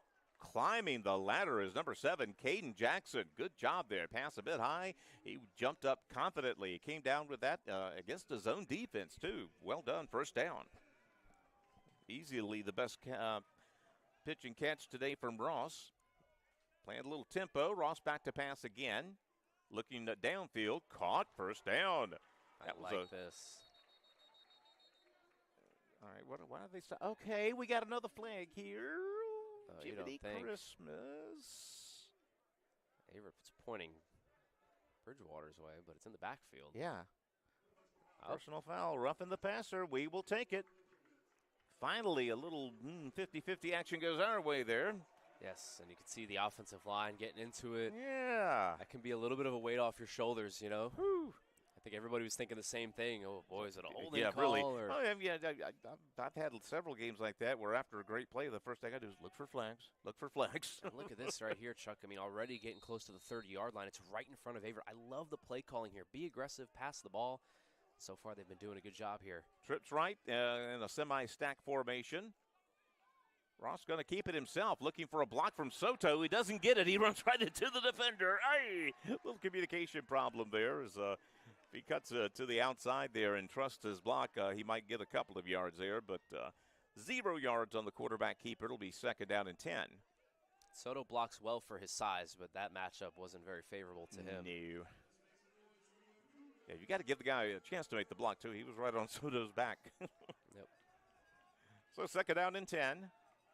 Same formation, a little mini stack on the right with trip receivers. Tight end to the left. Ross going to throw it to his bailout. It's caught, but a short gain. Tell you what, he didn't do Christian Jones any favors there. Jones did a good job of catching it, not getting decapitated. He will get ahead for a couple of yards. Third down and 8, and you would almost assure Averett's in 3-down territory unless they get a big loss here. First time we've called Christian Jones' name, also known as Bookie. Bookie, I love it. First time that he's caught the ball here today. But right here, teetering on field goal range. You're under 3 minutes and 30 seconds. The first half. Be curious to see how Averett plays this. Yeah, you want to get rid of that goose egg. Yep. You get the ball first, second half, and anything can happen then. But let's get our offensive mojo back here. Trips left. Ross looking right, downfield for Jackson, who catches it over his shoulder. A beautiful pitch and catch. Caden Jackson, shades of Willie Mays, brings it in inside the 5-yard line. But and there's a flag on the play. And Averett's walking back.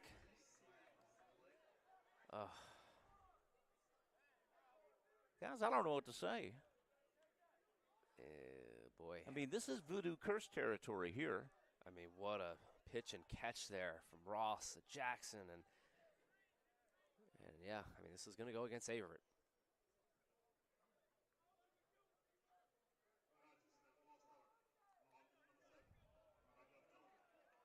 That is interesting. A false start. Normally they blow that play dead. Yeah, at the start, At the start. They let the play go through. All righty.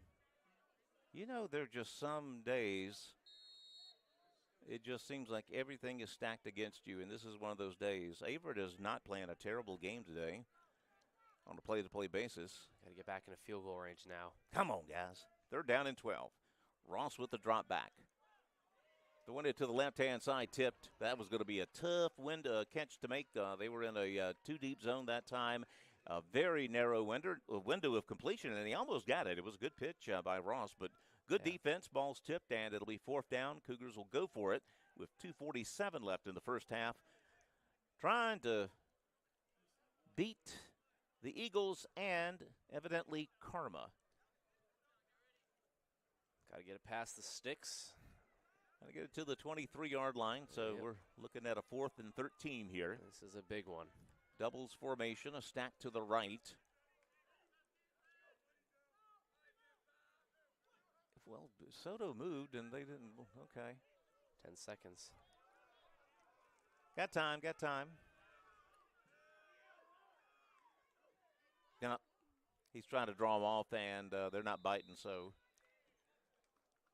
This flag is legit.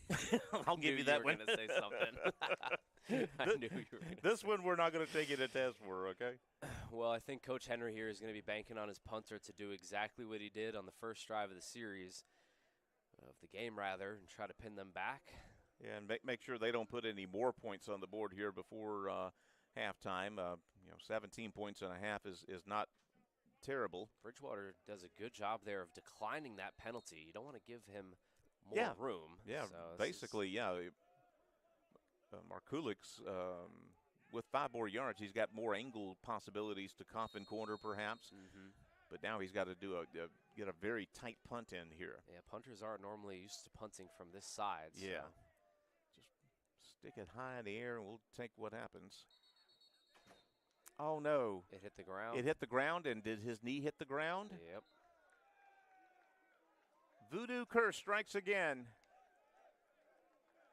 The snap was a bit low. Markulik went down to retrieve the ball, but in the process, his knee hit the ground with the ball, and that is considered a rush, and it is a loss. And I'm not going to ask what else can go wrong because it will happen. This is one of those games, folks. Wow. I mean, Coach Henry, who is normally very animated, just kind of stood there. And after a while, you just have to. Okay, I'm a Detroit Tiger fan in baseball, okay? They've blown a 15-and-a-half game lead. This is the way I've been feeling the last 2 weeks. I'm a New York Mets fan. Yeah. So there we go. Here we go. Birds of a feather. Exactly. We just sit there with your jaw open, but sometimes you almost have to admire it. Yeah, you're just like, oh, my goodness. Take the counter handoff. Bateman rolling to his right. Good throw underneath, but the Cougars he missed one tackle there, but he'll get back to the line of scrimmage. Good job by the Cougars. Yeah. That was a good pass by Bateman on the run. He threw a dart to his secondary receiver. Cougars do a good job of corralling him after a 1-yard pickup.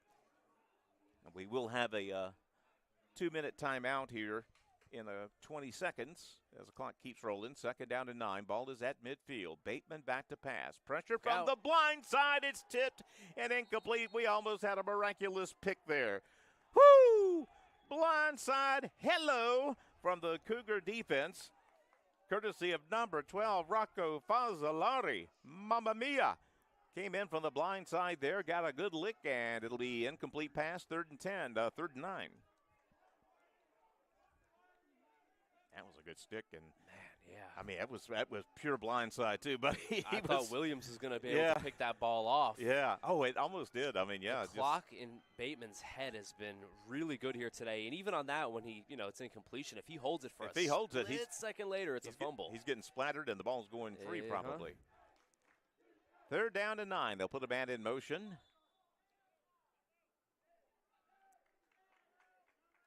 And it's 2-minute timeout. Okay. Oh, did they called a timeout. Okay. Yeah. All right, they wanted to get their ducks in a row here. We'll take a brief break as well. 3rd down and 9 when we come back in 1 minute.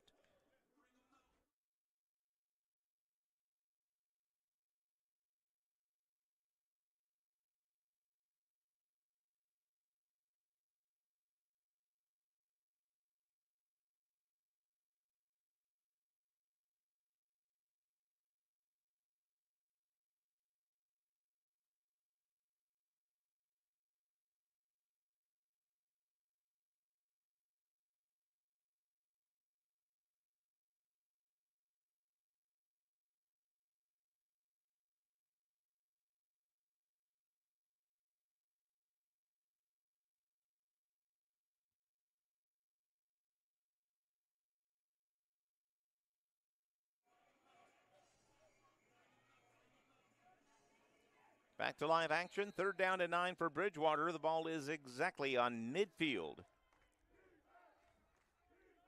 They'll run a slot motion from right to left. Bateman a straight drop back. Pressure comes up the middle. A good check down to number 1 Robinson, and he's going to get ahead for a 1st down. Now, that's just basically taking what we're giving him, and we did not cover the drop down receiver that time, and he had a lot of green, and he'll pick up 10 at a 1st down, and that'll take us to the 2-minute warning or the 2-minute timeout to use the proper NCAA terminology. We'll bring you back from the 2-minute timeout in 1 minute.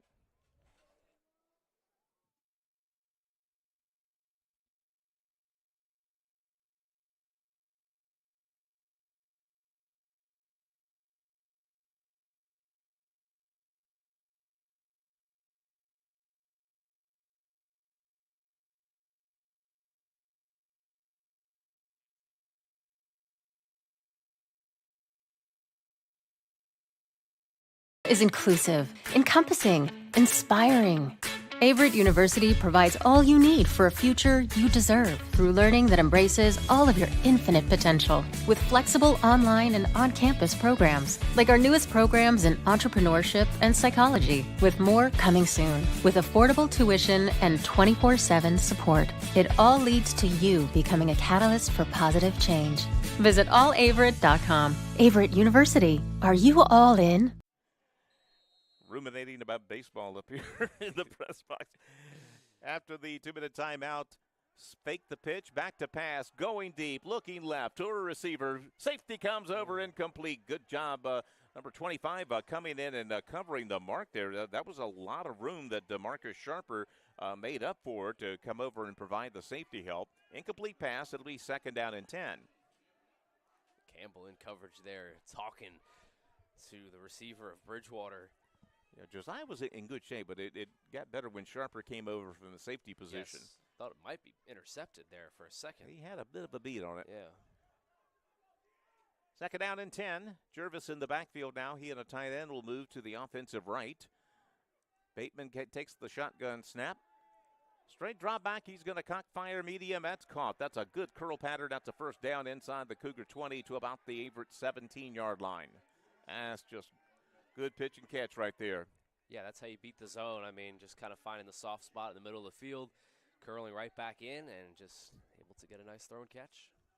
Jervis will get the handoff. He'll be able to turn the corner, get ahead near the goal line. He gets inside the 5-yard line, knocked out of bounds shy of the goal line, but he's got another 1st down here, and Bridgewater is going to take advantage of that miscue on the Averett punt and the field position that came with it, and they are knocking on the door at the 1-yard line.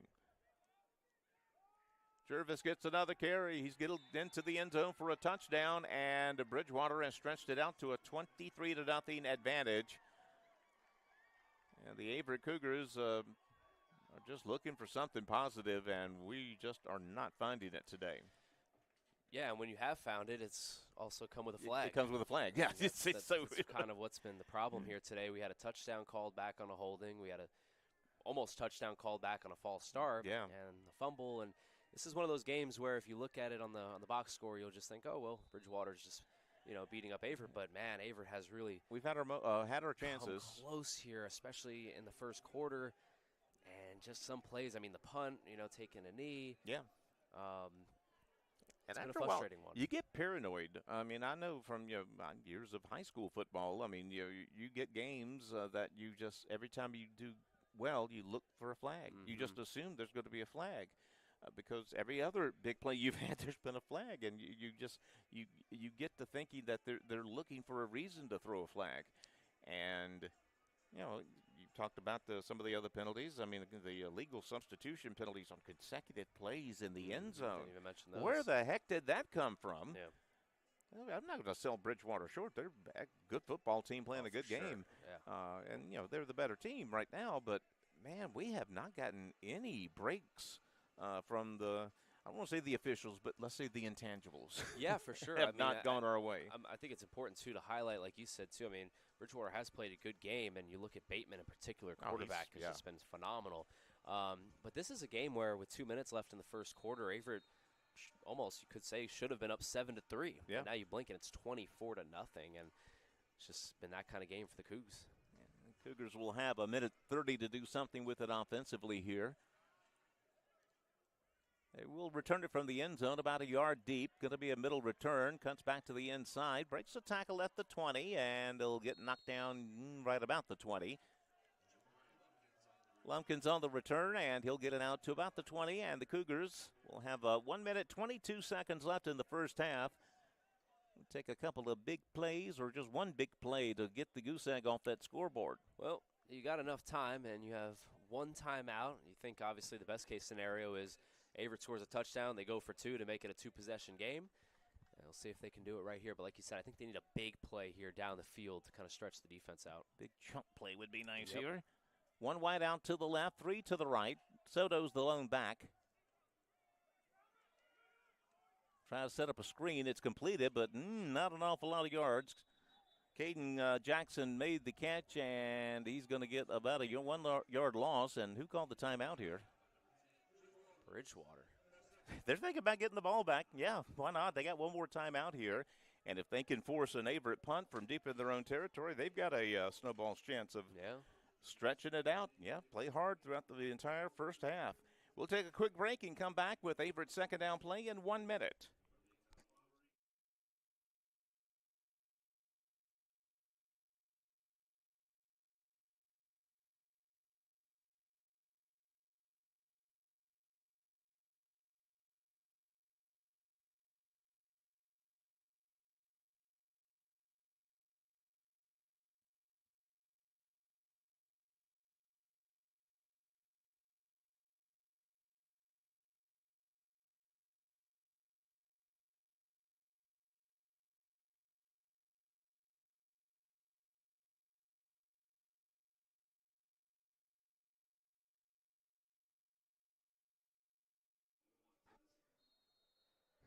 So Bridgewater is making it clear that they have designs on getting the ball back and causing more mischief here in the first half. We'll see if the Cougars can answer offensively. They'll flip the formation around, trips left. Ross going to keep it himself on a quarterback draw. Got good yards, 25. He'll stop shy of the 30, kind of half slide, half fall there. He'll get about 8 yards, and I think Bridgewater's going to call another timeout. And they will. So we'll take another quick break as well. We'll come back in a minute and see if Averett can get a big third down and about 1.5 yards to ensure the Eagles don't have another chance to score. We'll bring you back in 1 minute.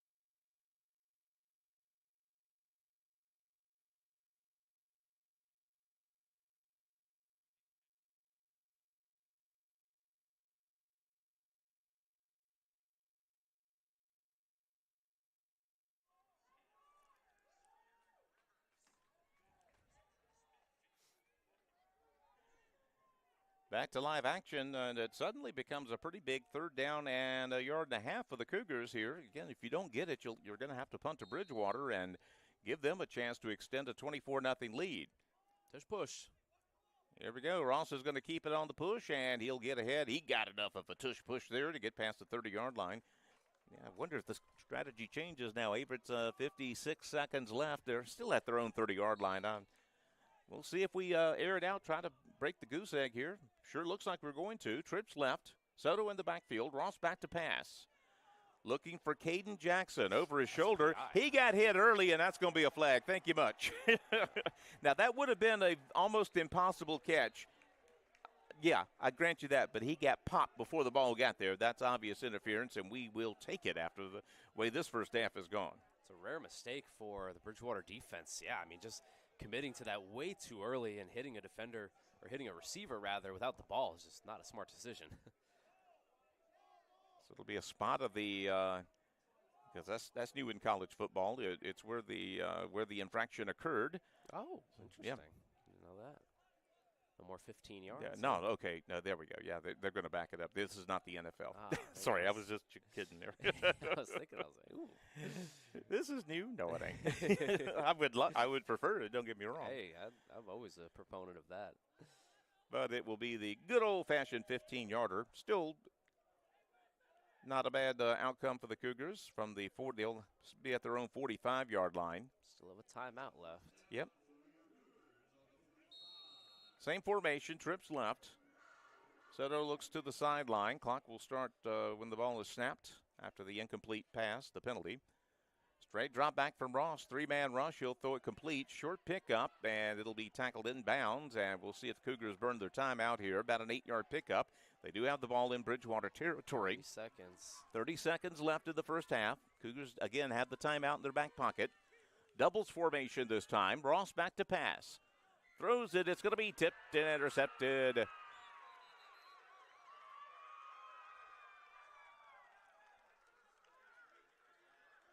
trying to find the seam in that zone, but when they're backed up like that, the window is very, very tight, and tip ball becomes anybody's ball, and it'll be the first interception of the afternoon for the Cougars, and unless something weird happens, they will keep the goose egg going into the half.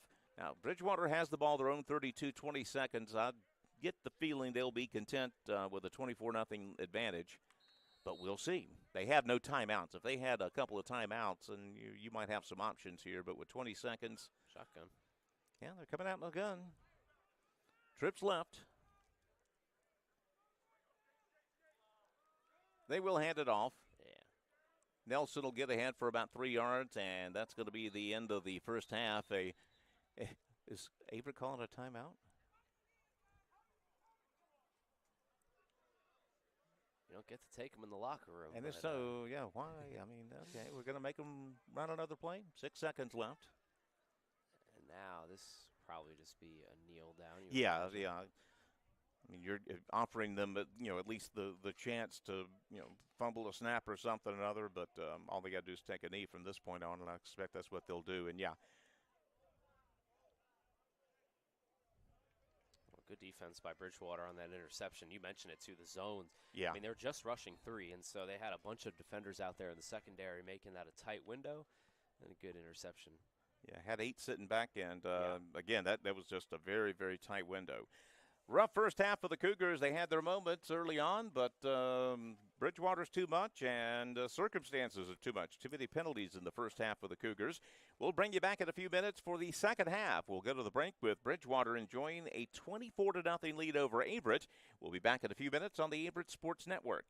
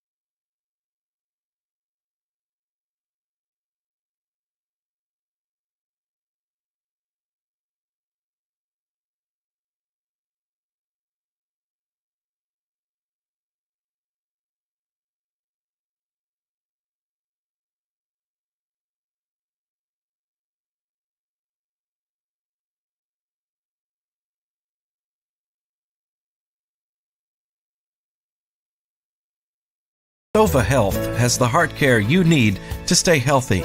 As a Duke Health affiliate in heart care, they are backed by the latest Duke guidelines and research, providing our community with enhanced quality health care. Whether it's cardiac screening or emergency heart care at their accredited chest pain center, they provide quality treatment close to home. Sova Health, heart care to live your healthiest life. Visit online at sovahealth.com/heart.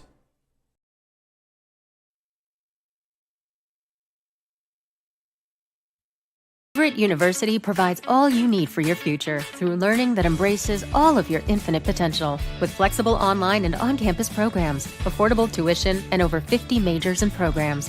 Visit allaverett.com. Are you all in?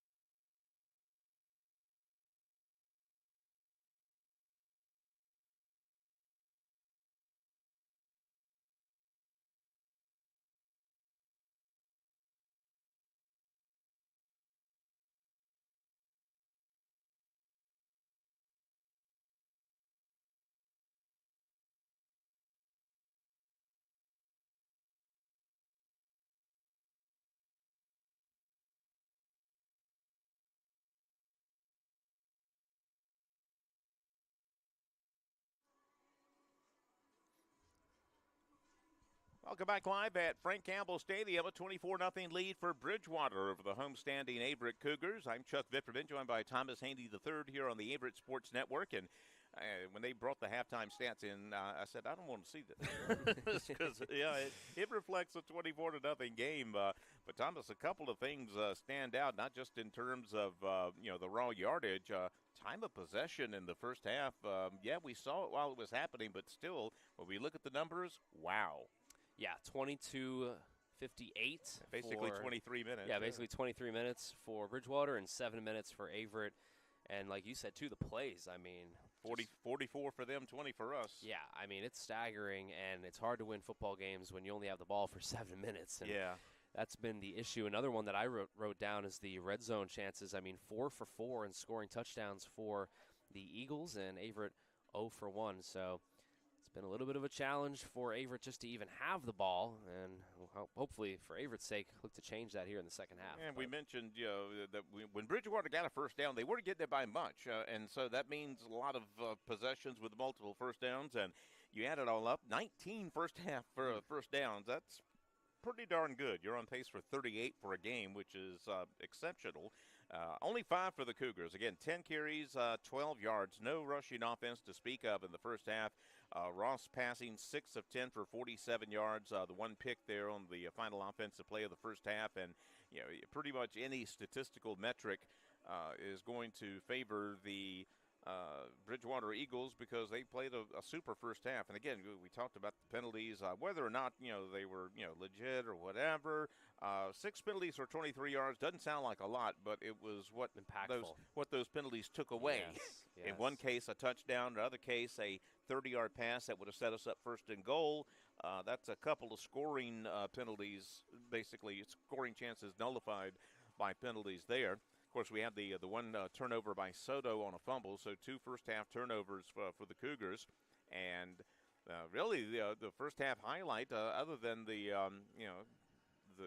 penalties stuff, but it was a great punt by Markulis, Markulik, the place kicker and punter. He got a punt down to the 1-yard line on Averett's first possession.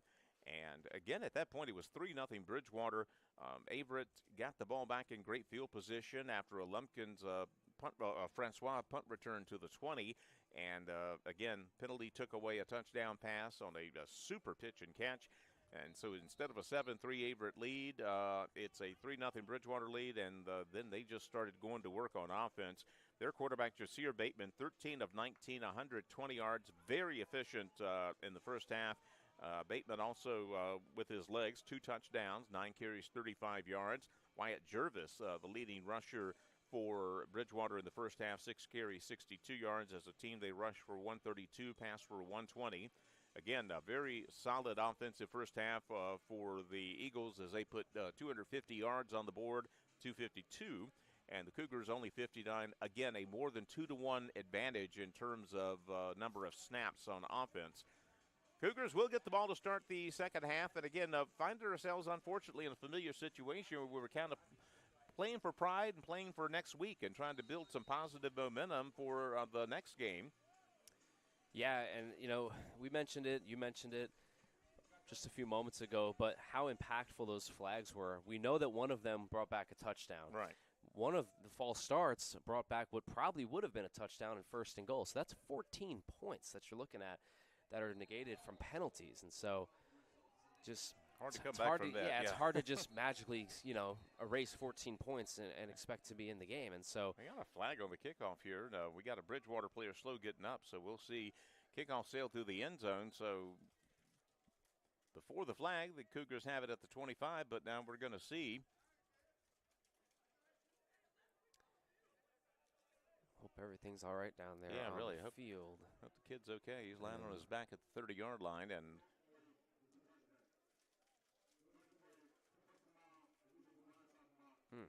blindside block. Okay, yeah. That's a new. They changed the rule on the blindside blocks about 3 or 4 years ago, and it's very hard to recoach a kid who's on special teams has been trained. Even if now you have to train them differently. If you don't see their face and they don't see you, you got to check up on the block. And your instinct, every football instinct tells you, blast him. There he is. He's your guy. Get him. And you have to sublimate that, and that's not an easy thing to do. Yeah, we've seen the kickoff rules change, obviously, in the NFL and also in college, and it's a little bit of an adjustment for some of these guys that, like you said, have grown up their whole life, trying to, tackle a certain way or, defend a certain way. Yeah, exactly. When you're, again, if he can't see you so much, the better. It used to be the thinking, and not anymore. Half the distance to the goal, so Averett will start at their own 12.5-yard line. They'll open up with Soto in the backfield. Ethan Ross, of course, the quarterback. He's in a shotgun formation. Stacked wide receivers on the right. Soto gets the carry. He'll break by one would-be tackler. Number 45 can't bring him down. Good second effort, but only going to get a couple of yards out to about the 15. Hard running from Soto, but the whole lot of Eagles there swarming in on him. And he'll get minimal pickup. It'll be second down about 8. Give the Bridgewater defense a lot of credit for stuffing the run in that first half. Soto was held to just 8 yards on the ground. So it's been a big part for their defense. Give them close to 3 there, so we'll call it second down and 7. Same formation. Cougars starting the second half in a 24-0 hole. Long count this time from Ross. Be a straight drop back. Good pickup block there. A short pass complete to Clark out past the 20-yard line. Short of the first down. And we'll set up a third down and short. Actually, number 80, Coleman, the backup tight end on the catch there on the little mini dig pattern. And he'll get it to the 21. So Cougars looking at a third down, about 2 here. Tell you what, I believe it was Soto got a great block on a blitzing backer and literally upended him. Yeah, I mean, Soto blocks. We were just talking about it. Soto blocks really well for his height. Yeah. And he did there. It's good technique. I mean, he's short, but he's going to use that to his advantage. Take those legs out. Third down and 2. We'll put a man in motion. Straight drop back from Ross. Those that short tipped incomplete, trying to find Caden Jackson on that same little mini dig pattern.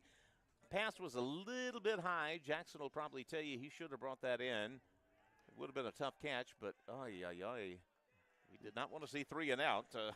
That's a tough one where the receiver definitely can help Ross out a little bit, but Ross is probably going to want that one back. I mean, it was a little bit high. Dial it back just a little bit, and you've got another short completion and a first down.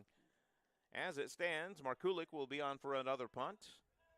Bridgewater's return specialist standing on about his own 48-yard line. Good snap. He's hitting this off the side of his foot, and it ain't going to be very good at all. This is probably going to be inside the 40-yard line. We'll see where the official spots it. This is a very inexact science from the official here, and he's actually going to, I think he did him a few favors there. They'll spot him at the 43-yard line, but Bridgewater's offense, which doesn't need good field position, has good field position. They'll start their first drive of the second half, Cougar territory at the Averett 43-yard line. We'll take a look at Bateman, 13 of 19 in the first half, $120.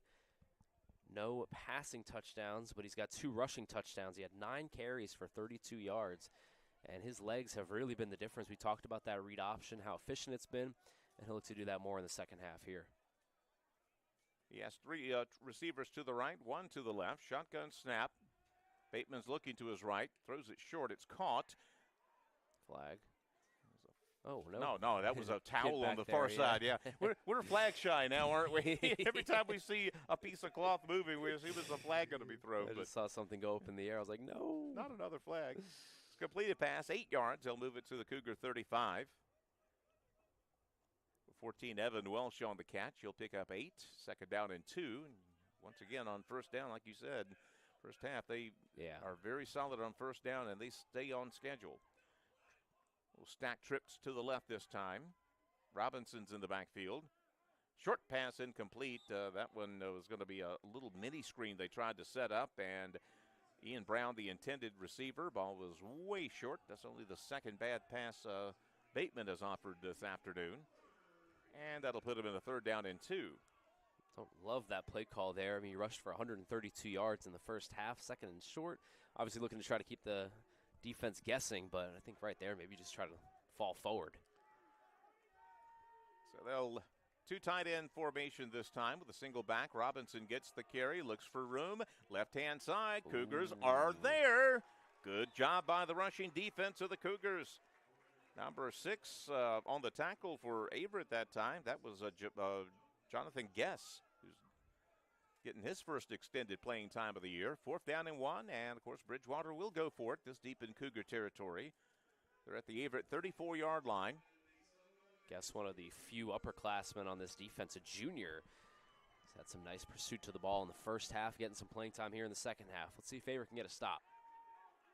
They'll tighten up the formation with a trio of tight ends to the offensive right. That's where Robinson now will move.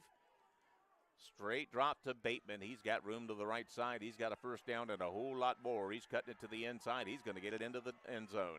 That was just a stack the right-hand side and send the student body over there and let the quarterback's legs do the rest. Bateman from 34 yards out, and Bridgewater poured it on in Danville this afternoon, up 30-0.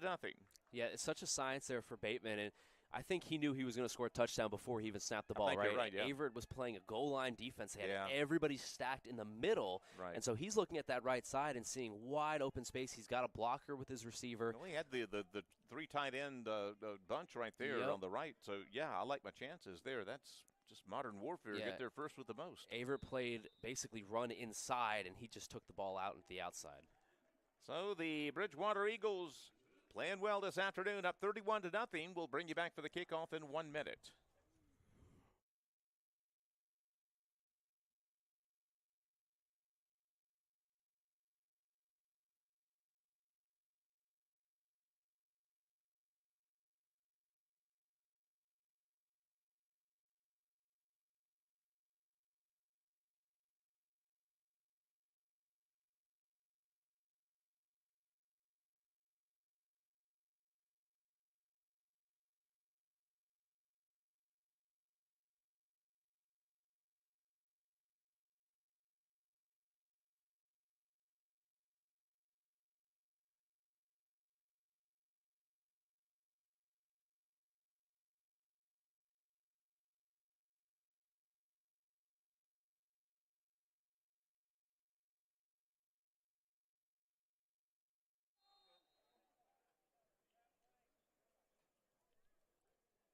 Been all Eagles this afternoon at Daly Field, 31-0. Bridgewater over Averett.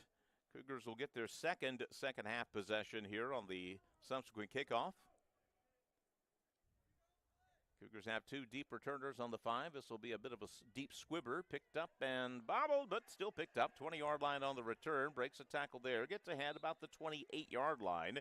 Number 4, Jamari Lumpkins on the return. And once again, Averett playing for pride here, trying to establish some momentum, not only for Week 4, but Week 5 and beyond. We got to find a formula on offense that works, and so far this afternoon, we've had nothing consistent on offense other than penalties. Yeah, you've got two teams coming up in your next two games, Randolph-Macon and Hampton-Sydney, both receiving votes in the National Top 25. They're going to be tough outs, yeah. Yeah, I mean, this is the time right now when you got to try to put things together on film, and plays that work, and players that are going to step up to the plate. Soto still the tailback here. We'll put Coleman in motion. Hand off to Soto on a counter. Ooh. Good move there. He's going to bust into the secondary 40-yard line. The Alaskan Assassin strikes for a big 15-yard gain. That was a great stop-and-go move about 5 yards into that play. That was an ankle breaker. Yeah, that was an ankle breaker. My goodness.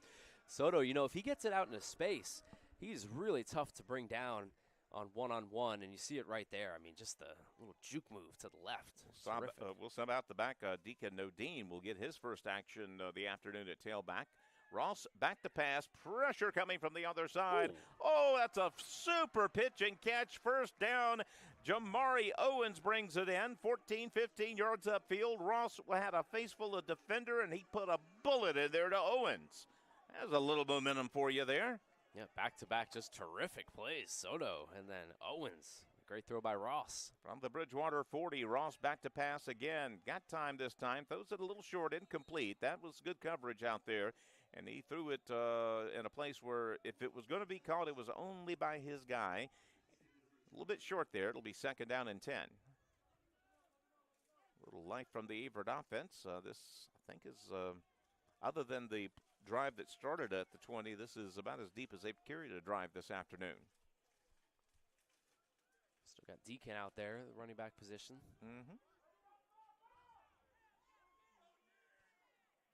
We got a receiver lined up a little bit offsides here if they want to call it. I was thinking that.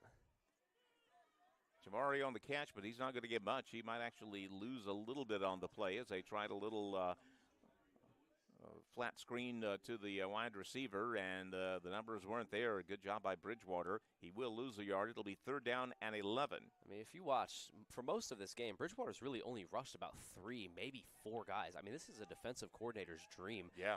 They're creating pressure and flying to the ball, and they're not even really sending that many guys. Yeah, they've been lining up in an odd man front most of the time. It's, 3 down linemen. They might send a backer here or there, but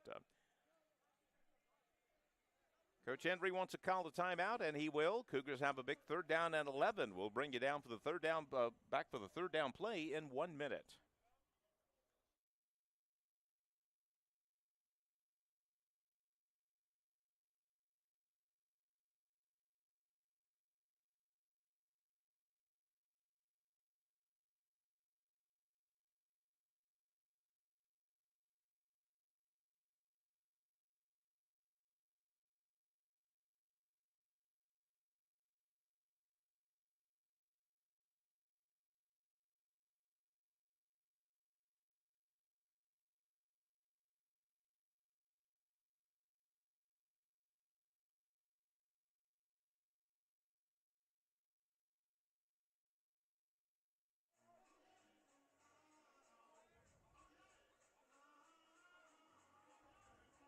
After a quick timeout, Soto will come back into the game at tailback. 3rd down and 11 for the Cougars from the Bridgewater 41-yard line. Bridgewater looks like they're going to bring some pressure this time. Watch Aaron Nice in the middle, leader in the ODAC for sacks. Runs an orbit motion. Ross back to pass. He's going to throw it into the ground. He was trying to set up a middle screen, but they were right there. I mean, they were ready for that middle screen. Linebacker number 45 just stuffed that play before it had a chance to develop. Darryl Dawkins. And it'll be 4th and 11, and, of course, go for it time for the Cougars. There's a flag down on the field right yeah, now, there which is. is odd. Yes, It's very late. Yeah, or early. I don't know or early. Yeah, maybe the play. They're anticipating a hold on this play. Yeah. Pre-ordered it, maybe. See what this is all about. Just the timing. Oh. Okay, just fell out. Okay. Get me to say, I mean, what was wrong with that? It was looking maybe at intentional grounding, but like they said, there was no call. It was at the foot of a receiver. Yeah. All right, 4th and 11. Trips left this time for the Cougars. Soto, the tailback. Ethan Ross, the junior quarterback, sets them down. Uh-oh. Bridgewater threatening an outside backer blitz. We'll see if that's going to change the play call here. Looks like they are shifting things up a bit. Now they'll back out of the blitz. No blitz. Good block up front. Ross looking for time. Flushed out of the pocket. Will fire it downfield, up for grabs, and incomplete. No, picked off. And a return on the right-hand side, and my God, Bridgewater's going to take it to the house. There's a flag on the play, so hold everything, no pun intended. Every big play now, you look back for a flag. There's 2 of them. There might be actually a block on the return, too. Yeah, I think that's what that's going to be. Bottom line is, again, 2 separate flags here. One of them almost assuredly a block on the back on the return, which happens on interceptions. But there's a flag that's close to where Ross threw the football, and I'm kind of hopeful for that. If it's a roughing the passer penalty, then it's still Averett ball, but we will see what happened. Boy, Gabby Soto had quite the block there on that did. blitz. That's the second time he's done that. He's a demon with those thighs, buddy. I mean, it's a shame it resulted in an interception, but I don't want that to go unnoticed. I mean, Gabby had quite the block there. Second time he's caught a backer coming in, and that backer is going to learn you're not going to get lower than Soto. He's 5'5". You're going to have to find some other way around him. And the kid does not mind contact, so. This is a big discussion here. Yeah, again, I think we're looking at 2 separate flags here. The post-possession change flag and the one in the middle of the field is the one I'm kind of hoping is a personal foul roughing the quarterback type. Of course, it could be a hold against Averett, too. So. Yeah, now Averett's offense is on the field. Yeah. And, they might just be hopeful right now. But, I mean, I think that, There's a chance this could be against Bridgewater. Like you said, maybe a roughing the passer. Let's find out. After the summit meeting, the white hat emerges and will let us know what's going on.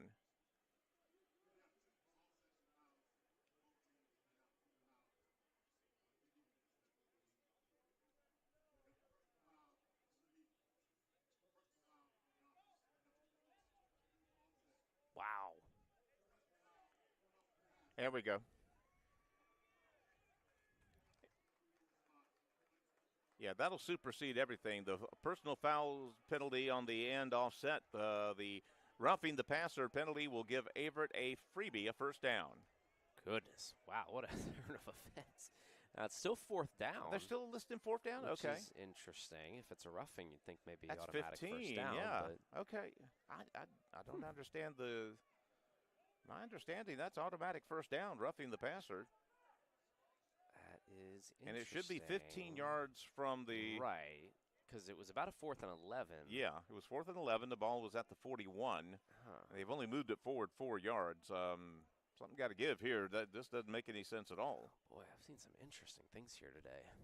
Well, I mean, again, the other personal foul penalties occurred, again, post-possession. They offset because it's one against both teams. Right.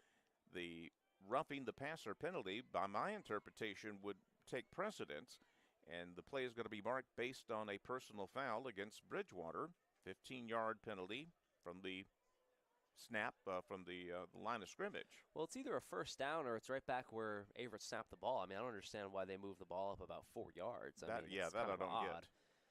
All right, they're going to go back to the 41, and they should be marking off 15 yards against Bridgewater from the 41. It should be at the 26, 1st and 10 Averett. Right, because that's the penalties. Yeah. 15-yard penalties. So. Yeah, the other personal foul, they offset. I mean, they are, and they have nothing to do with this. The primary penalty that's going to be or should be enforced here is the roughing the passer.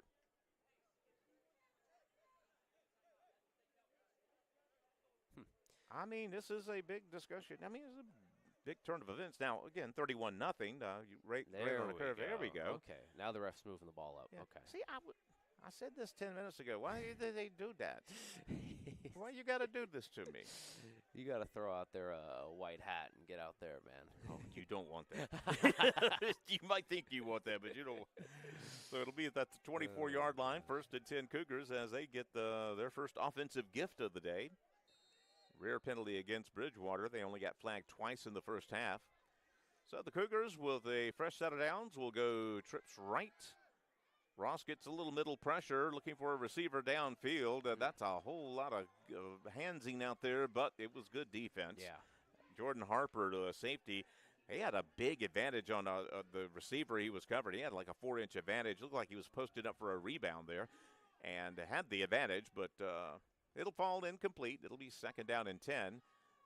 Good pressure up the gut that time from Bridgewater, and Ross delivered that ball about a click earlier than he wanted to. Yeah, they got some big safeties. Jordan Harper, 6 feet tall, and then, Coleman Strange is 6'4" as a safety position. Yeah, so. Usually at the D3 level, you know, 5'10", 5'11", and those are the big boys. So a double stack formation at receiver.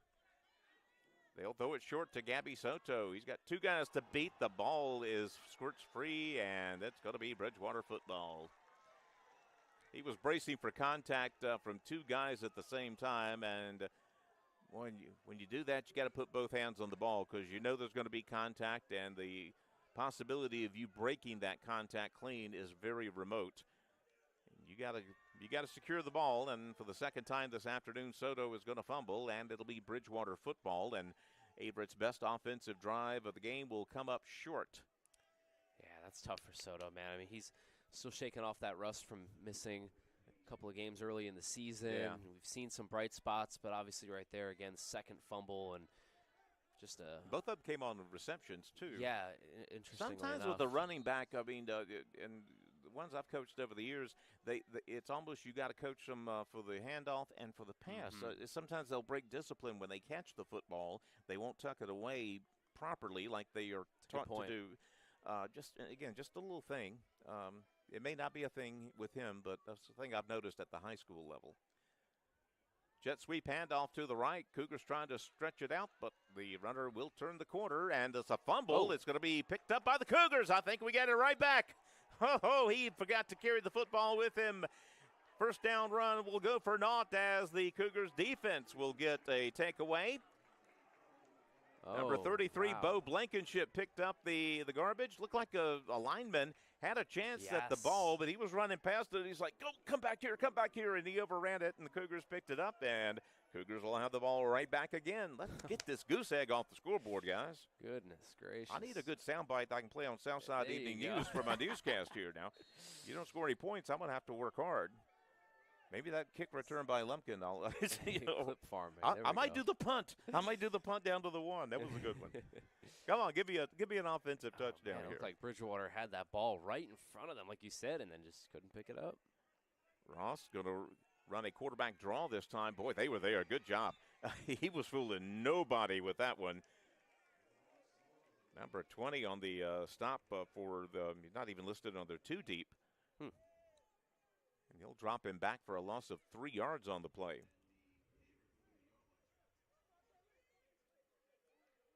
Cougars, again, playing for pride here, playing for week 5 and beyond, trying to establish something that works on offense.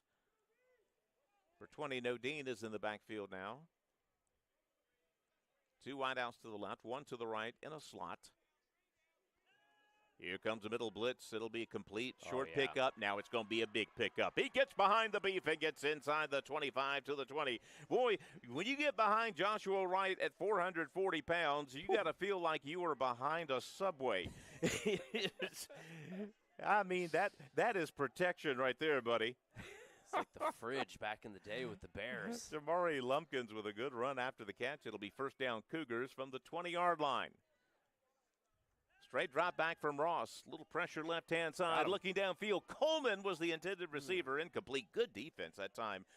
The outside linebacker who had coverage responsibility on the tight end closed the gap quickly and got a hand in there, and it'll be incomplete 2nd and 10. That's good defense. Yeah, that's the aforementioned Coleman Strange, the big safety, 6'4", 210 from Charlotte, North Carolina. He can cover. Play. He got a good wingspan there with that 6'4", too. Yeah, he's a big boy out there. 8:10 left in the third quarter. Cougars trying to get on the scoreboard, down 31-0.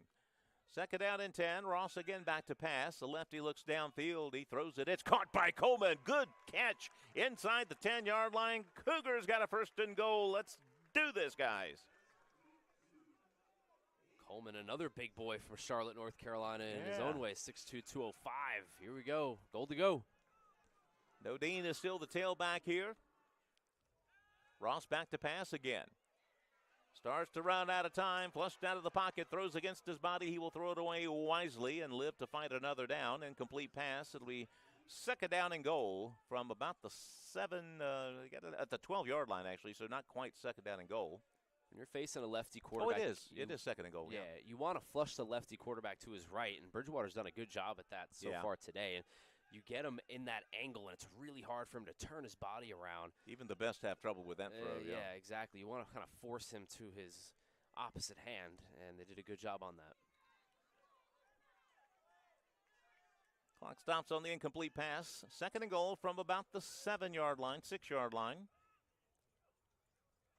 Another pass attempt from Ross. A little backside pressure. He's going to run it to the 5-yard line. He's going to get tackled at the 3. Got what he could there. Good job. I think the strong side safety who came up made the tackle, made a great one-on-one tackle there. Ross tried to ride his momentum towards the end zone, and they denied him. He'll be tackled at about the 4-yard line. Actually, they'll spot it at the 3. Coleman comes back into the game. They've had a nice connection, him and Ross. A big tight end target here down in the red zone. Keep an eye on him. This is kind of, 3 yards away. Could be a run, but we haven't run the ball very well today, so I'm thinking we'll keep it in the air here. Still no Soto. Nodine is the tailback. Straight drop back from Ross. Looking at the corner, incomplete. Nobody really open there. One of the Bridgewater players is a little slow getting up, and Cougars will go for it here on 4th down. You're kind of tempted to get, just a field goal here just to get rid of the goose egg. I was thinking that.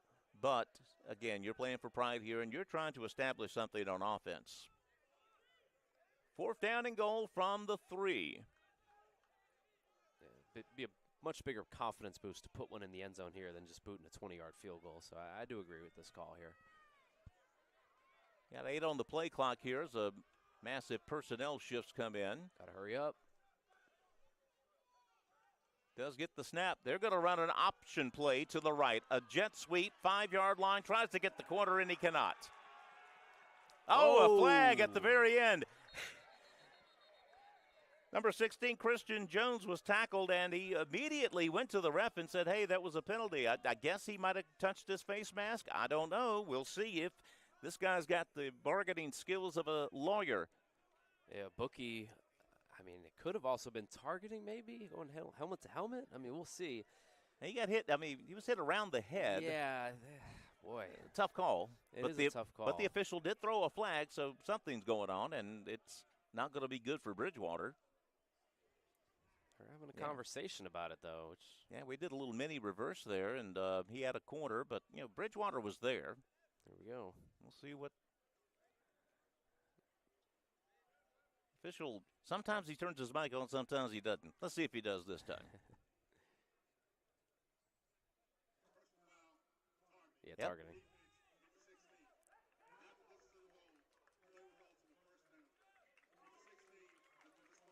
Wow. Okay. And, of course, from Bridgewater's standpoint, number 16 will also be available first half of next week's game, and that's a biggie for them. Interesting. I mean, he came up immediately and asked for the flag from the ref, and the ref threw the flag. Now, again, I don't know if he's going to throw it anyway, but Bookie is a lawyer. Okay. I mean, he successfully made a motion before the judge, and the judge upheld it. So forget call Saul, call Bookie. Yes, sir. That's Johnny Cochran level there, buddy.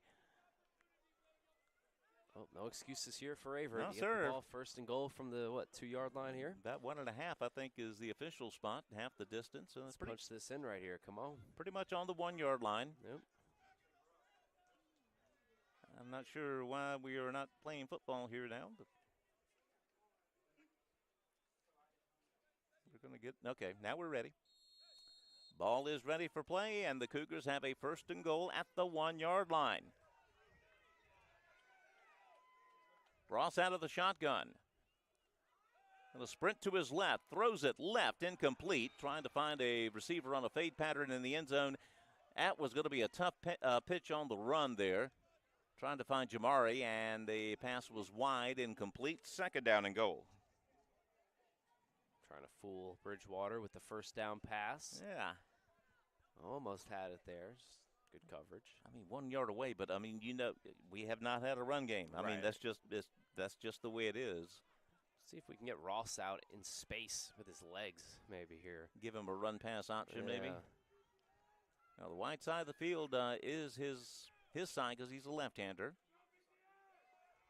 Fake the pass, throws it, end zone, up, caught, jumping, Jehoshaphat, we got a touchdown. Ho-ho! That was good timing on that pitch and catch. Number 6, Jamari Owens, that pass was made before he made his break from the receiver, so he was throwing to where he anticipated Owens, and to Owens' credit, he was there. Get rid of the goose egg, and the Cougars are on the scoreboard. Yeah, it's a good placed ball by Ross, and Owens being able to adjust his body and also stay in bounds. Terrific job there. And that's a long pass, too, because he's throwing it from one hash mark to the very edge of the opposite. And, again, that pass was in the air before Owens made his break. That was a timing pattern, and it worked great. Going for 2, the Cougars. Whoa. A double reverse. We're trying for the Philly special. He'll throw it to Ross. Ross is just going to be short of the end zone. No good on the attempt, but give him an A for effort, by gosh. Cougars still trail 31-6, but we've got a pulse on offense. We'll bring you back to Frank Campbell Stadium for more in 1 minute.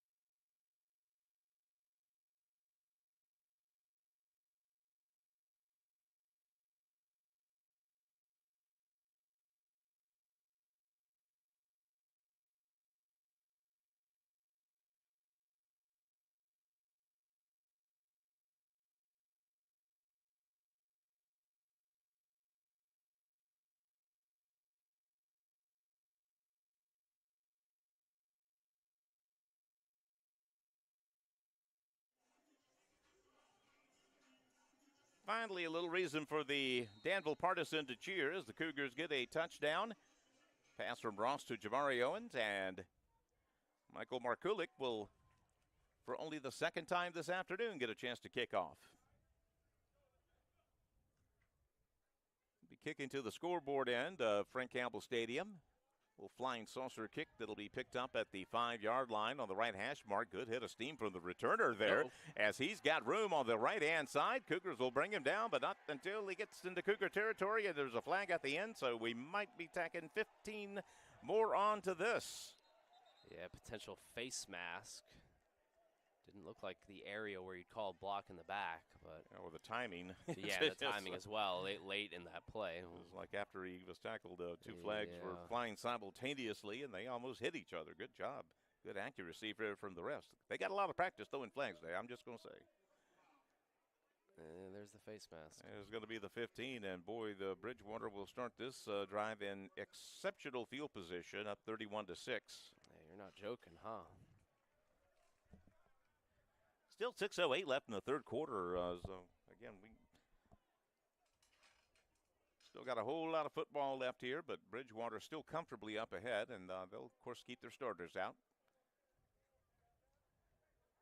9J Sear Bateman out of Heritage High School. Played under Coach Ben Bradley there. Led them to a state championship game appearance in Division III. Run a little half-orbit motion, and number 32, Jarvis, will get the handoff. A little power running up past the 20-yard line. He'll get about 6 or so on first downs. I mean, Brendan Robinson on film had been carrying the ball 90% of the time from a tailback spot, but Jarvis has had most of the carries today, and he's over 75 yards. Yeah, he's been running really well, and no reason to stop giving him the ball. Like you said, he's been pushing the pile forward, and it's like a bowling ball down there. 5'9", 200. I mean, I'm liking that the short, stocky guys, as a short, stocky guy myself, getting a chance to touch the football. Come on, Chuck, get out there. Give us some love. Here comes Jarvis. Oh, that's the problem with the stocky guys. They don't have a lot of speed. He's going to get wrapped up probably short of the first down. Oh, our little legs, they work, they churn. They just don't get it done, though. Need to see you take a carry before this game's over. Come on, get on down there. You know what? At Dan River High School, I was like the fifth-string tailback just out of necessity. We only had 29 guys in the varsity, and I was so unathletic. The fact that they even fathomed that possibility let you know that we were in trouble. Like the fullback. I mean, yeah, that was it. I mean, we ran an old pro set most of the time, either I or pro, and a couple of times in practice they had me at fullback. And, of course, I'm still wearing my number 77, my lineman's number, so they would have had to give me another number. But I sincerely believe that Coach Averett Woods would never have done that in a game, because he is not a dummy. I was more of a kicker back in my high school days. Punter kick. I don't really. Well, I was backup, again, by default, backup punter kicker. There you go. I'm glad I never had a chance to do it. I stunk. I was straight on. Get a little pooch kick there or something, you know? I mean, just catching the snap. I mean, it's all I could do to play defensive tackle. I mean, let's be honest. So it'll be third down, about 2 for the Cougars, for the Eagles against the Cougars. Bateman puts a tight end in half motion. Jarvis gets another carry. Good, quick feet in the secondary. Boy, I tell you what, the Cougars looked like they had a good beat on him that time, and he just shed a foot tackle, and he's knocking on the end zone at the 1-yard line. See if they give Jarvis another carry here. Yeah, hand it off to the little fellow. Oh, he's going to get creamed. Tell you what, when we've keyed up on the A-gaps today on defense, we've hit these guys pretty hard. Yes, yeah. I mean, as bad as the defensive numbers are going to look today, when we've keyed on those A-gaps, we've knocked the fool out of them a couple of times. So that's a little something to hang your hat on. He'll lose 3 yards there, knocked it back to the 4-yard line. Jarvis now 62 yards on the ground, a touchdown. They'll bring Robinson in now. Oh, a little confusion on the subs. Need another tight end here to flesh out the line. No, you line up to the right here. This is strong side right. This is same formation he ran to the right for a touchdown on earlier. They'll move a tight end in motion, hand it off to Robinson, and dude, we shot the gaps again and knocked the fool out of him at the line of scrimmage. Oh, my goodness. Oh, a flag late. Did somebody say a dirty word or something? Well, this has been the problem, Chuck, is we've been doing pretty good in the goal to goes, but it's been penalties. Penalties, pretty much, yeah. Whether it be an illegal sub or. Yeah, there's a Bridgewater player that had his helmet come off during the play, and that usually means somebody from the other team helped it come off. Man, this is stuff that Averett can control, though, and that's what Yeah. you look at on the film on Mondays is. Face mask, yep. You know, you want to reward your guys with a big stop there. And we're doing, again, a very good job in the short yardage here. Yes. We're making them work for it. For sure. We're not rolling over. But then you grab a face mask, and you can't do that. So it'll be first and goal now from the 2-yard line, half the distance to the goal. Robinson still the tailback, and, of course, Bateman will call the signals. They're still in the sort of their modified shotgun. Now the carry to Robinson. Nothing. Cougars are there. I mean, we're cheating. It's called shooting A gaps to either side of the center. It's high risk, high reward, and we're just taking our chances now. And their short running game, we're popping them. Curious to see if Bridgewater gets a little bit more creative here. They've been so efficient passing, and they've been able to get some good one-on-ones. I'm a little bit surprised that they're still trying to run it here. Right up the middle, yep. Because again, we're taking risks on defense here. They'll run an orbit motion. This time will be a pass. Secondary receiver wide open, touchdown. That was a good job. He was looking for a guy out in the flat who was covered, and he just looked immediately back to the end zone on a deep dig, and he had a receiver wide open. Good job by Bateman. Yep, I'm a defensive lineman, though. I'll say they didn't run it in, did they? By God. Yeah, Evan Welsh with the touchdown, the senior out of Townsend, Maryland. And a nice prolific drive there. Quick drive because of the return, obviously, on the kickoff. But, Bateman has just been really impressive with his reads. As Averett stepped off. It's going to be a flag, and they'll, 38-6. You kind of just say, okay, don't worry about it. He's going to get the extra point here. But you got to do it the right way. Penalty's a penalty. But Bateman has looked like an upperclassman today. I mean, he has just commanded the offense, really hasn't made any mistakes, and has gone through his progressions really nicely. Yeah, if you're in seeing him in high school, I can tell you that I saw somebody who had a sort of a marginal chance at being an FCS-type quarterback. When I heard he had gone Division III, I was like, oh, he's going to start for whoever, Bridgewater. For sure. And, by the end of his freshman year, he was starting for these guys. He's very, very talented. They better be worried he doesn't move into the transfer portal because he's got some talent. He's got size, too. Again, 6'3", 190. And I can see a James Madison or a William and Mary looking at somebody like that and saying, just saying. Yeah, for sure. He's from Lynchburg, too. I mean, you think about Liberty maybe, too. Exactly. If he really, continues to play really well, I mean, that's a big step. But something you got to think about. You got to retain the players now, too. Of course. Extra point is up and good, and Bridgewater's offensive juggernaut keeps rolling. They're up 38-6. We'll bring you back to the Averett Sports Network in 1 minute.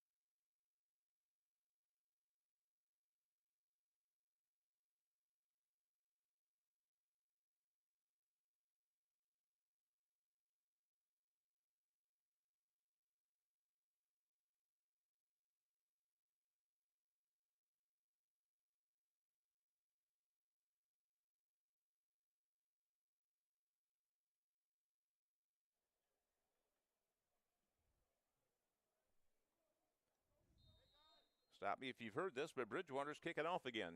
Been that kind of day, folks. Cougars down 38-6.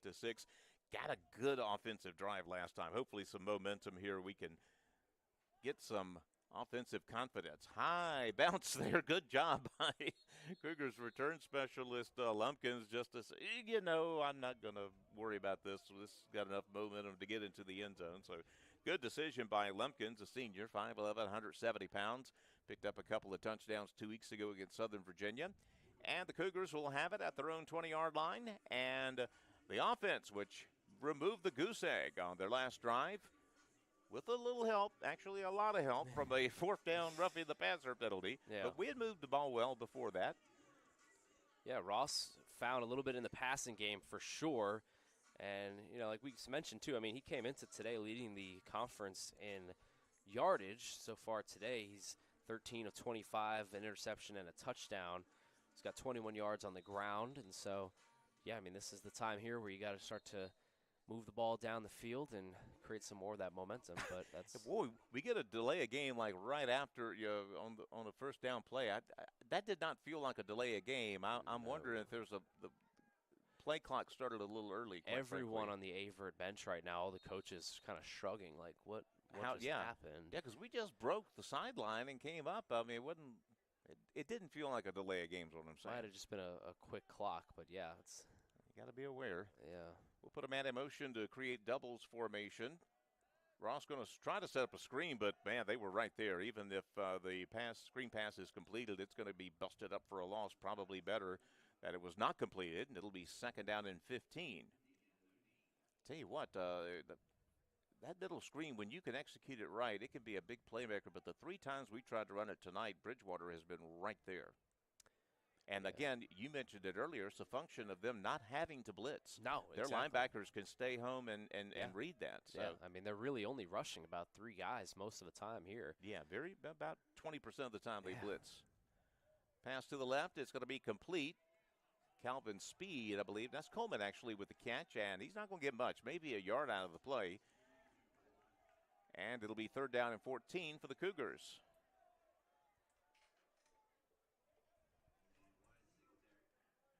Coming up on 2.5 minutes left to go in the third period. Haven't seen Soto since that second fumble, and that's one where it can really hurt your playing time for sure. Yeah, that'll put you in the coach's doghouse very quickly. Third down, about 12, they'll say. Coleman picked up 3 last time. Straight drop back from Ross. He's flushed out of the pocket. He'll throw it short, complete to Nodine. He's going to be short of the first down, and presumably punting time. That was his check down receiver. He managed to get about 6 or 7 yards out of that, but the Cougars punt team is going to come on again. Yeah, disappointing sequence there. I was hoping we had built up a little momentum there, but well, that's the big thing. It's the momentum. You know, you score on the last drive on the touchdown, and then, you know, even if you don't score again, you just want to see some sort of progression, a couple of first downs maybe. You start off first and 15 after the penalty, and it becomes, you know, a whole lot harder then. Yep. Markulik on for another punt. This one is a spiral to be picked up at the 38-yard line. Return to the middle. Stop-and-go move into Cougar territory. Cougars will eventually bring him down, knocking his helmet off in the process. Ouch. That's some hard hitting going on. Down 38-6. I don't care. We're still hitting hard. And the return specialist for Bridgewater will pick up his hat, put it back on, and he's not listed on their 2 deep either. They might be going a little deep on the bench here. Yeah, I was just thinking that too. You know, 38-6 now, $1.26 left in the third. Xavier Edelin, a defensive back out of Fredericksburg, Virginia. Riverbend High School, one relatively new high school. And it looks like we'll have the backup quarterback coming in here, Chuck. I believe so. That is number 12, Sam Dragovich. Another 6'3 guy. He's 200-pounder. Bit of a high snap. Robinson will get the carry, but Chavis Martin will force him back, and the rest of his buddies will make the tackle right at the line of scrimmage. Did good to get 0 yards there. Chavis Martin busted that play up very, very quickly, and it'll be second down and 10.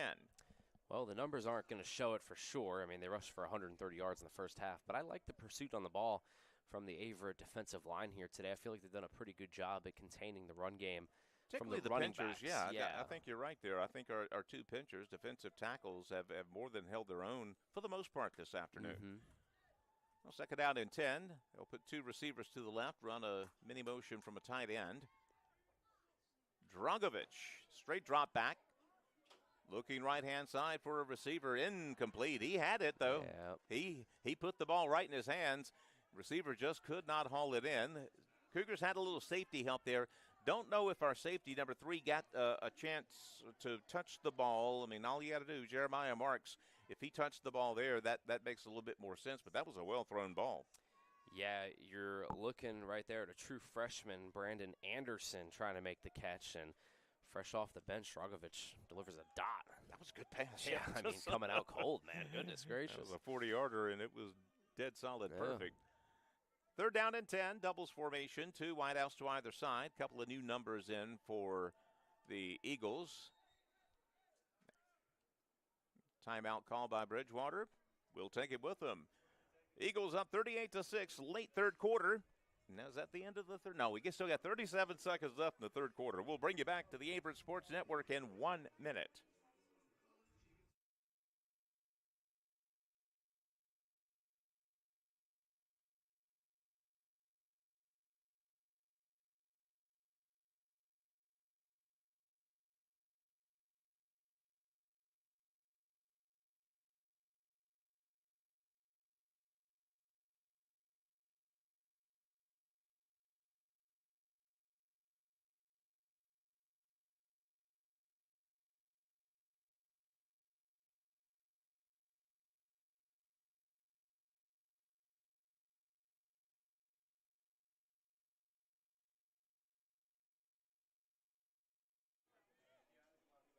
After the quick timeout, it'll be 3rd down and 10 for Bridgewater. 37 seconds left in the 3rd quarter. Cougars threaten a blitz for a second, but send their 2 backers back a couple of steps. Doubles formation, same formation. And once again, they'll send a man in motion.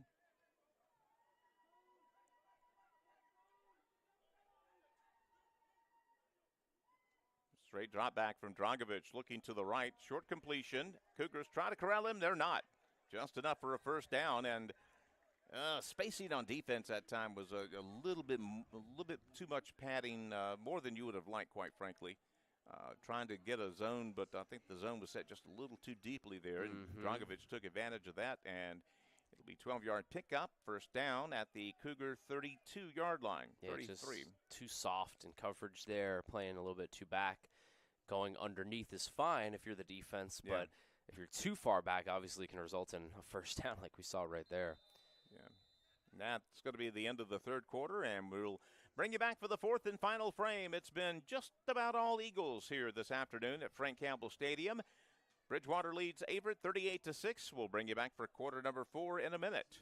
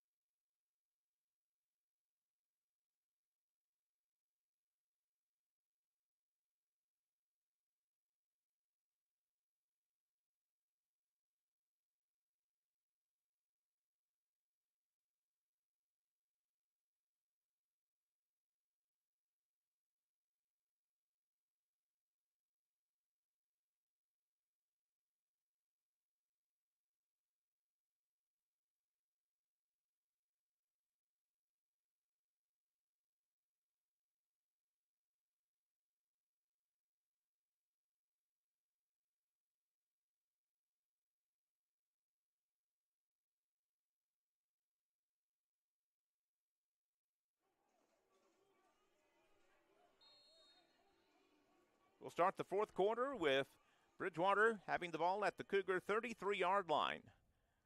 2 wides, 2 tights out of the set, a single back. Fake the handoff to Nelson. Dragovich is in trouble. He's just going to throw it away incomplete. Nice catch on the sidelines by a Cougar. Well out of bounds. Did a good job of maintaining his control there. He was being twisted and turned, almost sacked, and instead of a 5-yard loss, there's a flag on the play. It's like these flags are materializing out of thin air. I'm not seeing them thrown. It's just after everything breaks up, it's like they're growing out of the ground. Yeah. There's been a lot of them. Nice catch down there by Corey Crump. Yeah. In the shorts. Okay, yeah, they picked up a flag that they threw for intentional grounding, but he got it far enough upfield, I think, to where it wasn't intentional grounding. Even though he was in the tackle box there, so yeah, that makes you think, but he got it far enough upfield where it's, at least I thought he did. Yeah, Fazzolari almost had his second sack of the day there. Right on top of him. Just missed it. Second down and 10. They'll go to a 3-receiver set this time. Put a man in motion. Straight drop back from Dragovic. Incomplete. Tipped at the line of scrimmage by one of the Cougars defenders coming in to cover basically the flat. That was Fazzolari coming in from his defensive end spot. He gets a big mitten on the football. It falls incomplete. It's third down and 10. Teetering on field goal range here for Bridgewater. Probably. That's a 50-yarder, yeah. Probably 4 down territory, even though you're up by a bunch. Well, I mean, just depends. Again, you still want to play hard. Full 60. They'll move 2 wide outs and create a trips left.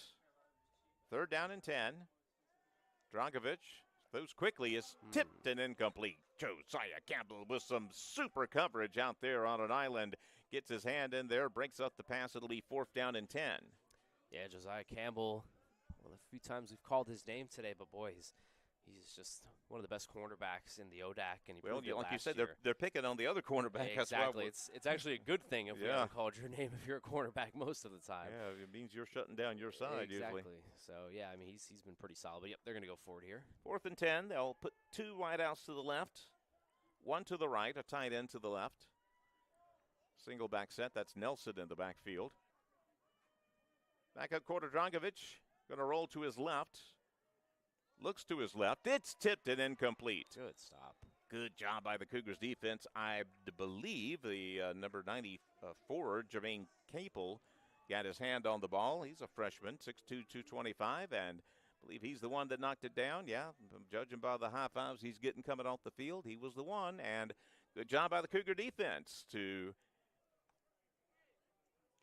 turn the ball over on downs, give the offense the ball back. Again, the winner's been decided here. It's 38-6 Bridgewater, but Averett still trying to find something on offense that works, something they can hang their hat on and go from there.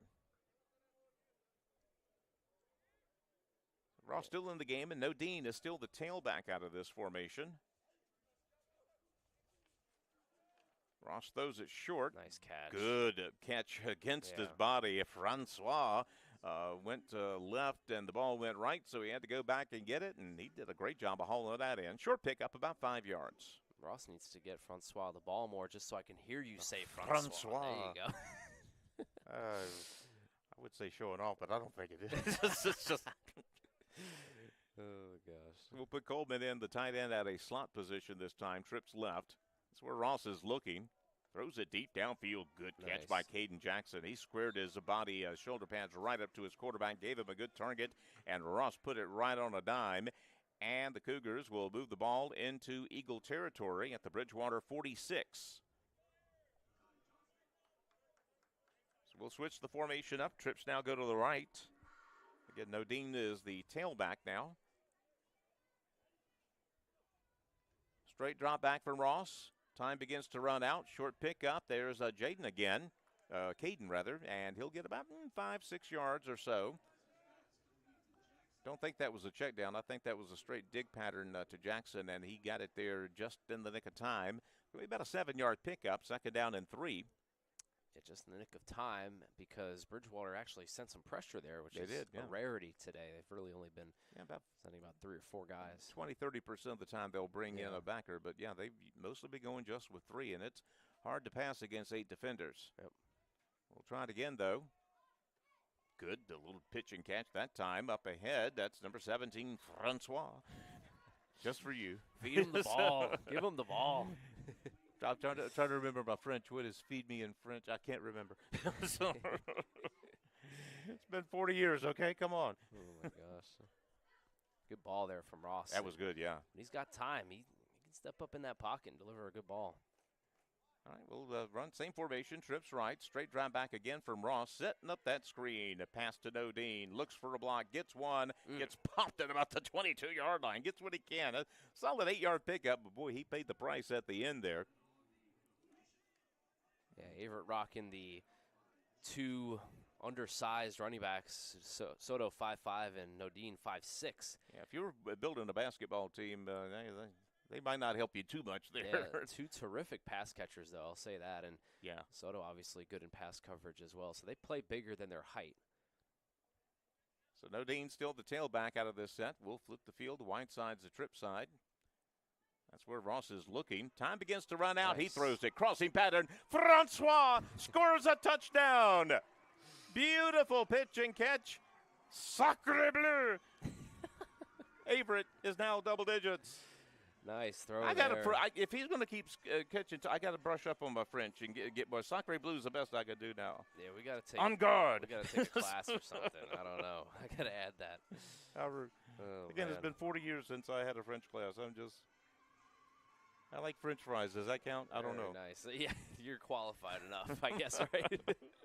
The red shirt senior. Good job. Good that was a good throw. I mean, he threw that on a dart, and he caught him in stride, and Francois did not have to break stride. He caught it right at a dead run, had lots of momentum to carry him into the end zone. Going for two. Oh boy. Oh, what would a play be without a flag? Delay a game. Boy, this play clock here. Quick. It's been quick. Okay. I mean, if they're going to do it, you got to adjust. Okay, Ohio State has finally scored a touchdown, so they got a 7-3 lead over Washington. Buckeyes are in danger of being shut out in the first half on the road there. That's shocking. In Washington.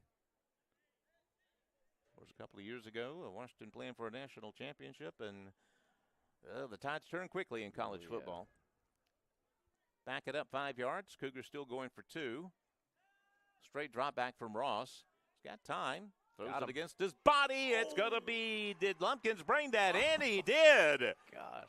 An acrobatic catch by Lumpkins. Gets 2 points for the Cougars. Still trailing, but things are feeling a whole lot better. 11:44 in the game. Cougars trail 38-14. We'll bring you back for more fun in 1 minute. There we go.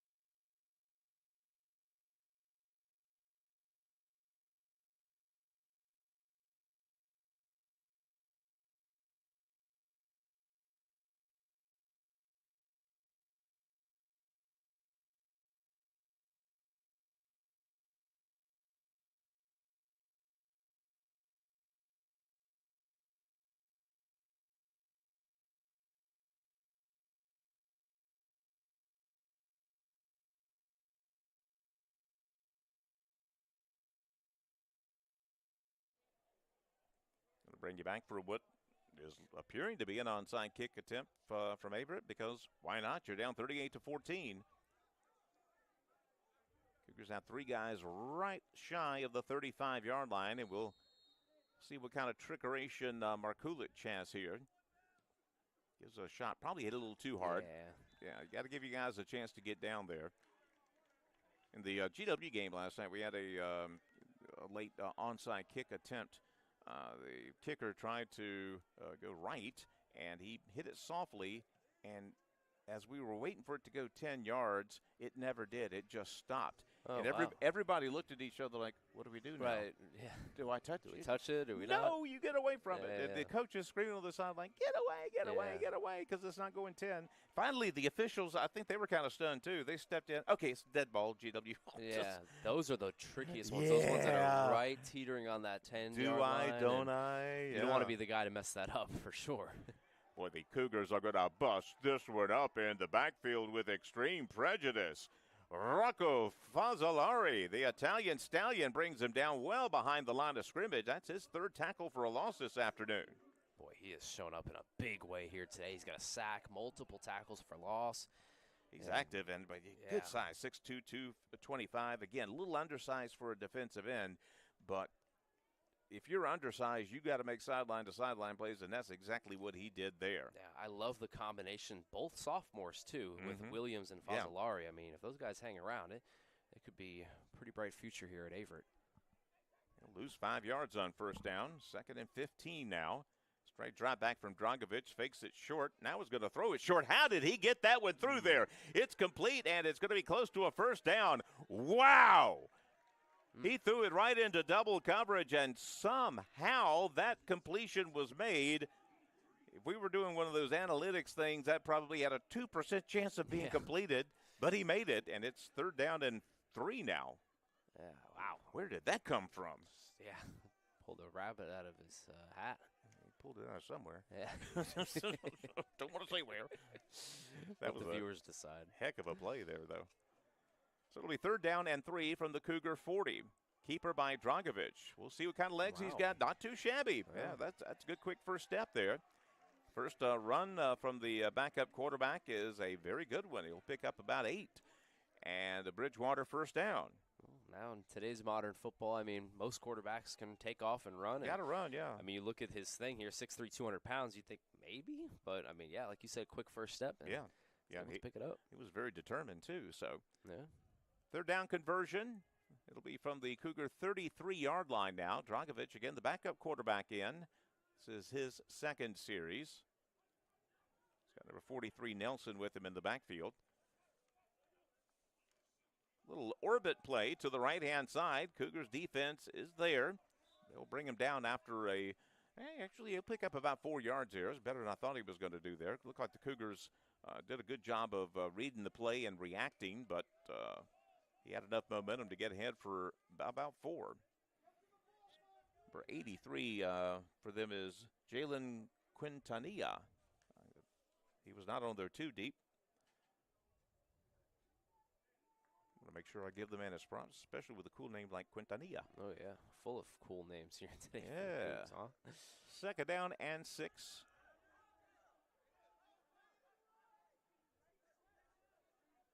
There's 2 seconds on the play clock.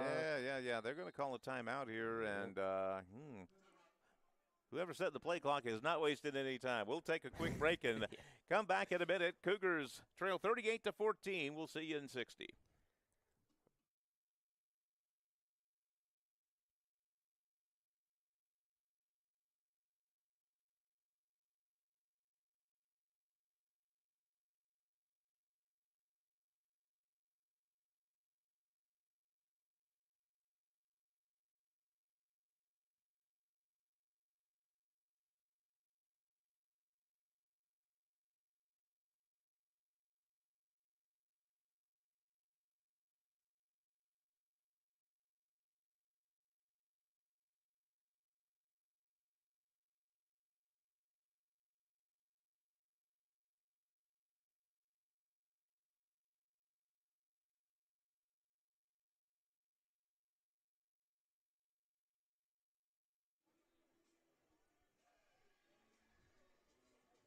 After the quick timeout, it'll be 2nd down and 6 for Bridgewater. They'll put 2 wideouts to the right.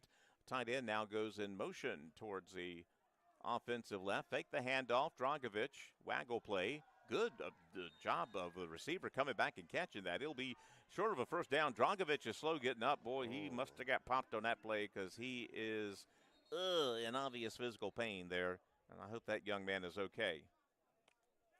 Get back up. He got back up quickly. I mean, the way he's reading his body language after that, I thought he had taken a humdinger of a hit. He's going to stay in there.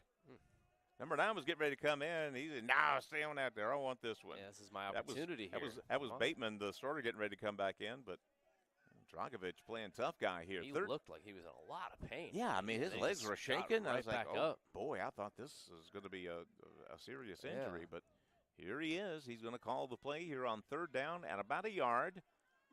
Nelson is the tailback. Another timeout for Bridgewater. They're not going to take any back up to Bridgewater with them, are they? You You could hear the running back yelling, "Get set, get set." We'll take a quick timeout, too, because why not? We'll bring you back to the Averett Sports Network in a minute.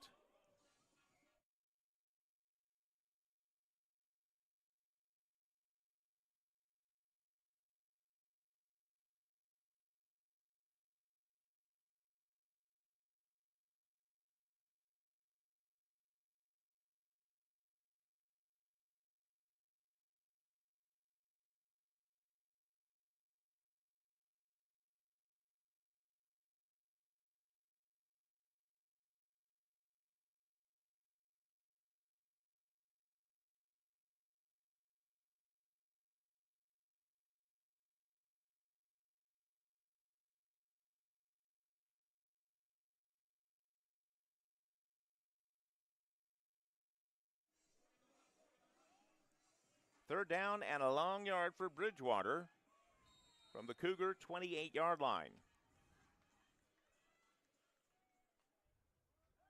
Keeper by Dragovic. He's going to throw it downfield, incomplete. Tried a little play action fake there, and looked like he did a good job of carrying out the fake, but Cougars defense secondary was right there, and it was nobody open, and it'll be fourth down and about a yard.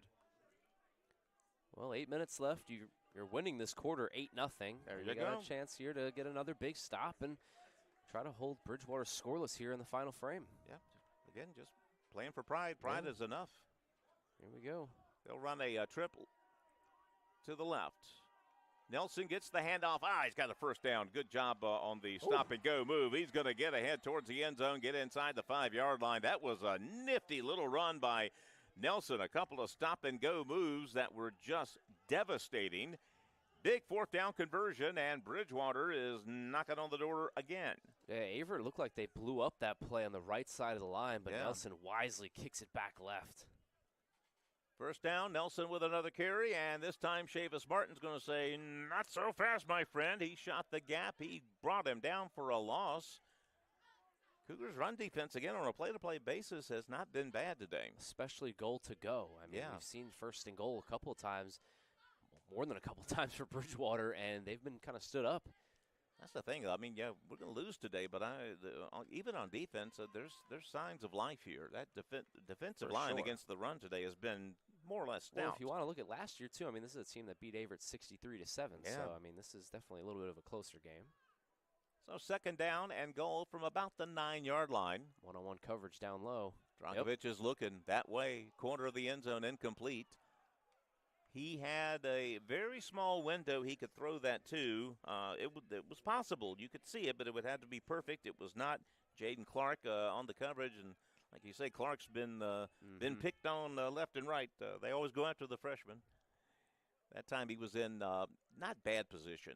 Again, he made it to where it would have had to have been an absolutely perfect pass. Yeah, they've thrown his way a bunch, and he hasn't lost every battle either. I mean, he's definitely shown up on a couple of plays right there. He's got his hands on a couple of passes. Yeah, one-on-one again. See if they try that. Third and goal from the 10.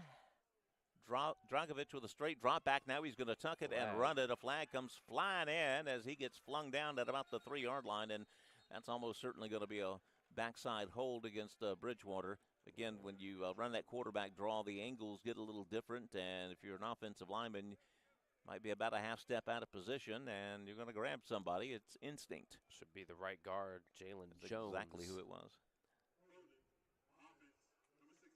Yep. So it'll be from the spot, so they'll move it back to the 20-yard line. 6:44 in the ball game. I think we finally got the clouds coming in over the sun here, which is just fine with me. Thank goodness. Yeah, that sun was bright today when we saw it. Mm-hmm. So technically they'll move it back to the 19-yard line, and it'll be third and goal from there. Again, Averett's gotten in some trouble with their soft coverage on third and long, so you don't want to give up something totally underneath where they can bring it back. So yeah, don't want to give them too big of a cushion. Yep. Single back set, straight drop back from Dragovic. Looking for the corner. Averett is there. That was some darn good smothering defense by the Cougars' number 6, Jonathan Guess, junior quarterback, who was basically a nickel back out of that set. And we had a safety there, and we were there on defense. That was good. That was very good. Boy, I thought Jonathan Guess pulled a Odell catch right almost there. got it, didn't he? He had it right in his hand with the one hand. Good defense there, and he'll take a pass defense. So Bermudez will come on for what would be a 36-yard field goal from the left hash mark. 1 for 1 so far. Got a medium length here. Gets the boot into this one. Distance is fine. The kick is fine. So the Cougars are still winning the fourth quarter. We'll take it. 41-14, Bridgewater over the Cougars. We'll bring you back to Frank Campbell Stadium in 1 minute.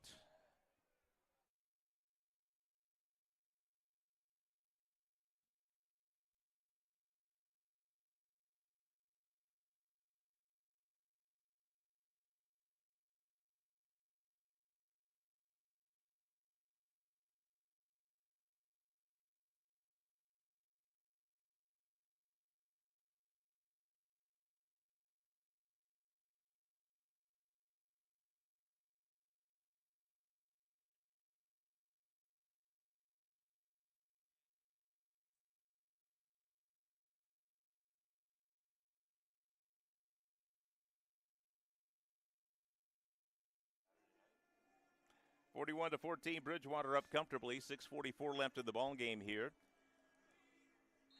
After their second field goal of the afternoon, but if you're a Cougar fan, you've got to feel a little bit encouraged by what you've seen here basically since the start of the fourth quarter. It's going to be a number. It's going to get out of bounds, and the Cougars, now see, that's an impressive flag throw there. That guy threw that one. Mm-hmm. Good distance. I mean, from the hash mark to the corner, he put that one 30 yards in the air, and I guarantee you that flag landed right where the ball landed out of bounds. That's a good throw. Yeah. Of course, they've had a lot of practice throwing flags today. I'd give it a 9.3 out of 10. Right? That was a really good one. That was very impressive. Cougars will get the ball down 41-14. Again, still working on that momentum to get things ready because when you're in the ODAC, you don't have too many off weeks.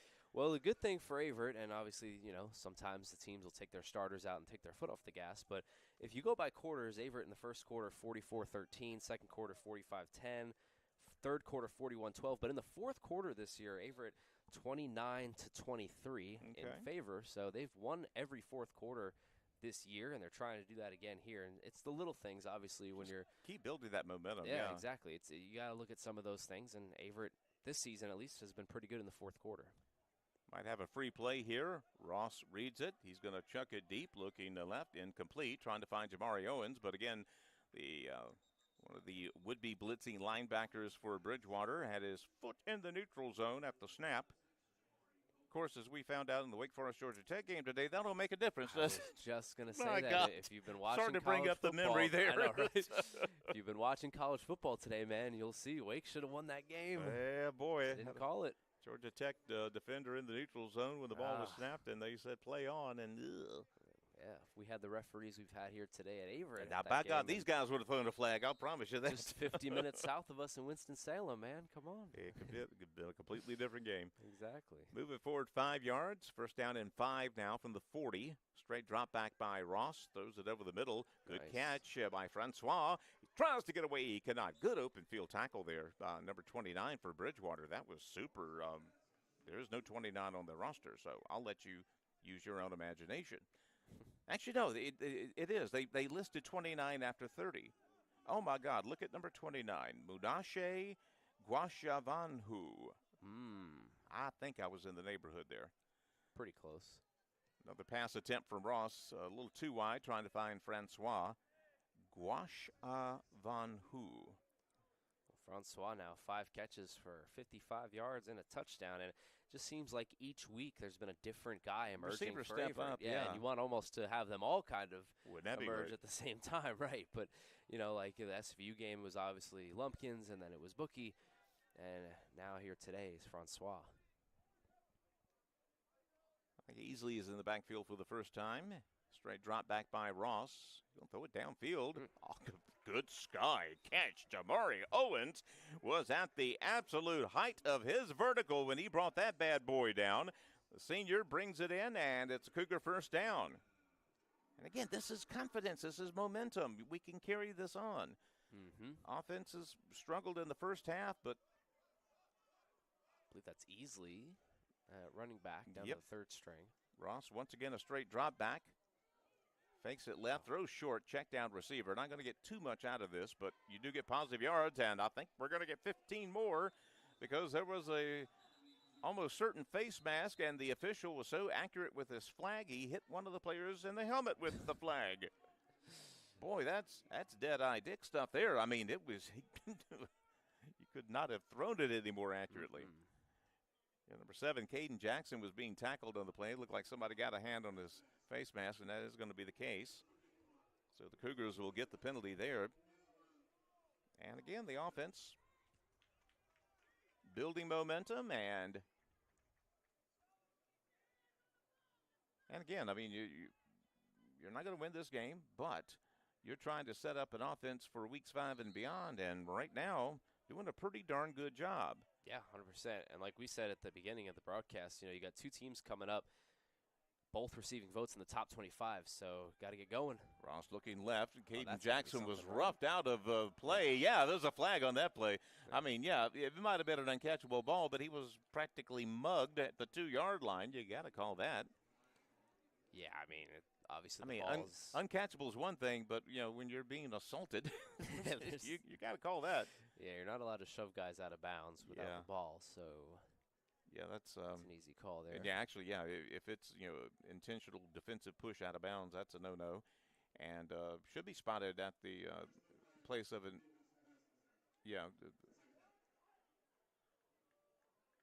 second down. Why? Okay, 10-yard penalty, but one-on-one coverage again down low.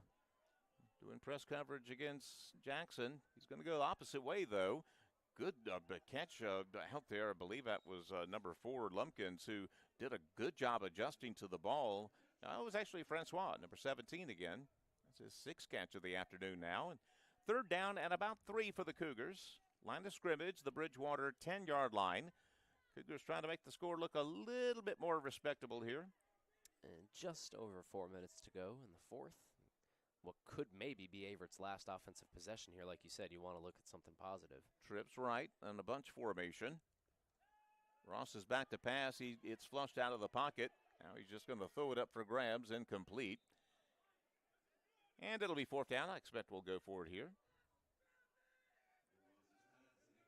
Easily just a little bit late on that pass protection there in the running back position, trying to keep Ross upright. Yeah, they did bring one backer that time. Yeah, it was good disguise, though, by the Bridgewater defense. Yeah. Try not to show them that they were blitzing. So here we go, 4th down and 4 for the Cougars from the Bridgewater 10. We'll split a bunch trips to the left, and those are very wide splits.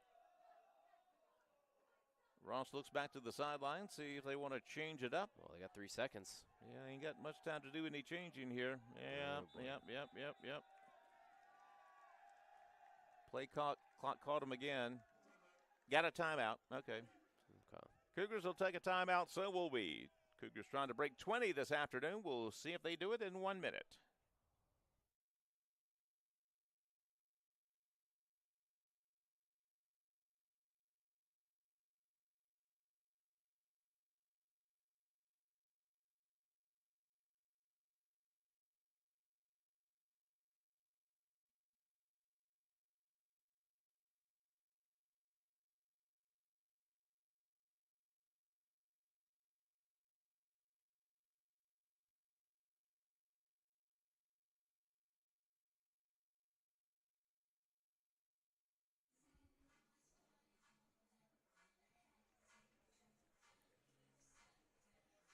Cougars called a quick timeout so they wouldn't get hit with a delay of game penalty, and now they'll break the huddle with the same formation, little diamond trip to the left, and it's a wide split out there. They'll put Easley in motion. Into the end zone, the ball is tipped incomplete. Jamari Owens was trying to go up and just make a spectacular catch for the second time this drive. Passed a little bit too tall, he couldn't bring it in, and the Cougars will turn it over on downs. Still down 41-14. And that could be it for Averett's offensive day with 3:47 left and only 1 timeout. still a decent drive there. Yeah, and, I for mean, sure. you got stuff to build on. And the line of Ross has not had an inordinate amount of pressure. Again, they don't, they don't send the house very often, but still, he's been able to get a lot off the second half. Averett lost this game in the second quarter. They 21-0 in that quarter. Outside of that, it's 20-14. So that was kind of the rough quarter for Averett there, if you will. I mean, rough snap, rough stretch there, and of course it came immediately after those, just two unfortunate turn of events there, where the Cougars, theoretically could have had a 7-3 lead going into the second period. That would have been just an incredible morale boost, the way things have been going this year, to have a lead on a good team going into the second. But again, a questionable penalty and a fumble turned it around there. Second down and 7. Tailback gets another handoff. Cougars have some fresh faces on defense, and it shows they're going to get ahead for first down yardage to about the 30-yard line. Yeah, we definitely got the twos in on defense now. I don't recognize too many of these numbers. Chavis Martin's still in there. He's the only starter. He and number 5, Ivan Williams, the only starters still in the game for Averett. You also got Clark, the cornerback there on the bottom of your screen. I see him, He's got to feel like he's played 100 snaps today. Yeah, for sure. Bridgewater just looking to take knees here on this drive. We got 2:30 to go. Yeah, we'll get a 2-minute timeout, but they'll be content with handing the ball off, especially if it results in that. First down yardage and more. We overshot him that time. Josiah Campbell will make the tackle, but it's a first down run to about the 44-yard line, and I think that's going to be the last play before the 2-minute timeout. We'll give a few seconds just to make sure. I can't imagine Bridgewater being in any hurry to run a play here. Yep, we're going to go ahead and take a break now. The 2-minute timeout. Don't call it the 2-minute warning. NCAA says it's 2-minute timeout, so we'll take it. Bring you back to the Averett Sports Network in 1 minute.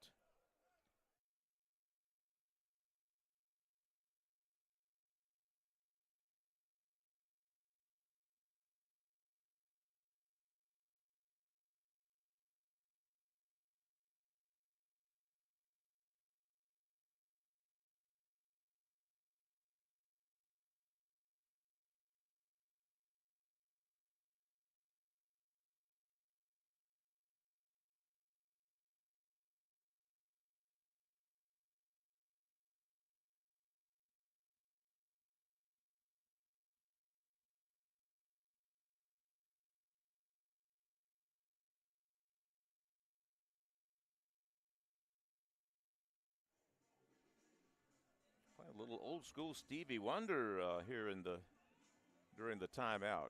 Kudos to the music selection guy over there in the press box. It's back in your day. Yes, sir. We will take a knee, and we'll do it a couple more times, and we'll call it a ball game. Thomas, during the break here, we were kind of remarking to ourselves, it's a 41-14 loss. It doesn't feel as bad as the others. We had our moments today. We were not toothless today. No. This is a team, I think, that the final score aside, took maybe a half step forward today. Yeah, I mean, the first 2 games for Averett this season were two to forget, obviously, 64-12 to Wesleyan, and then 46-14. We were there for that game against SVU. And they try to get a little bit closer against Gallaudet. They lose by 9.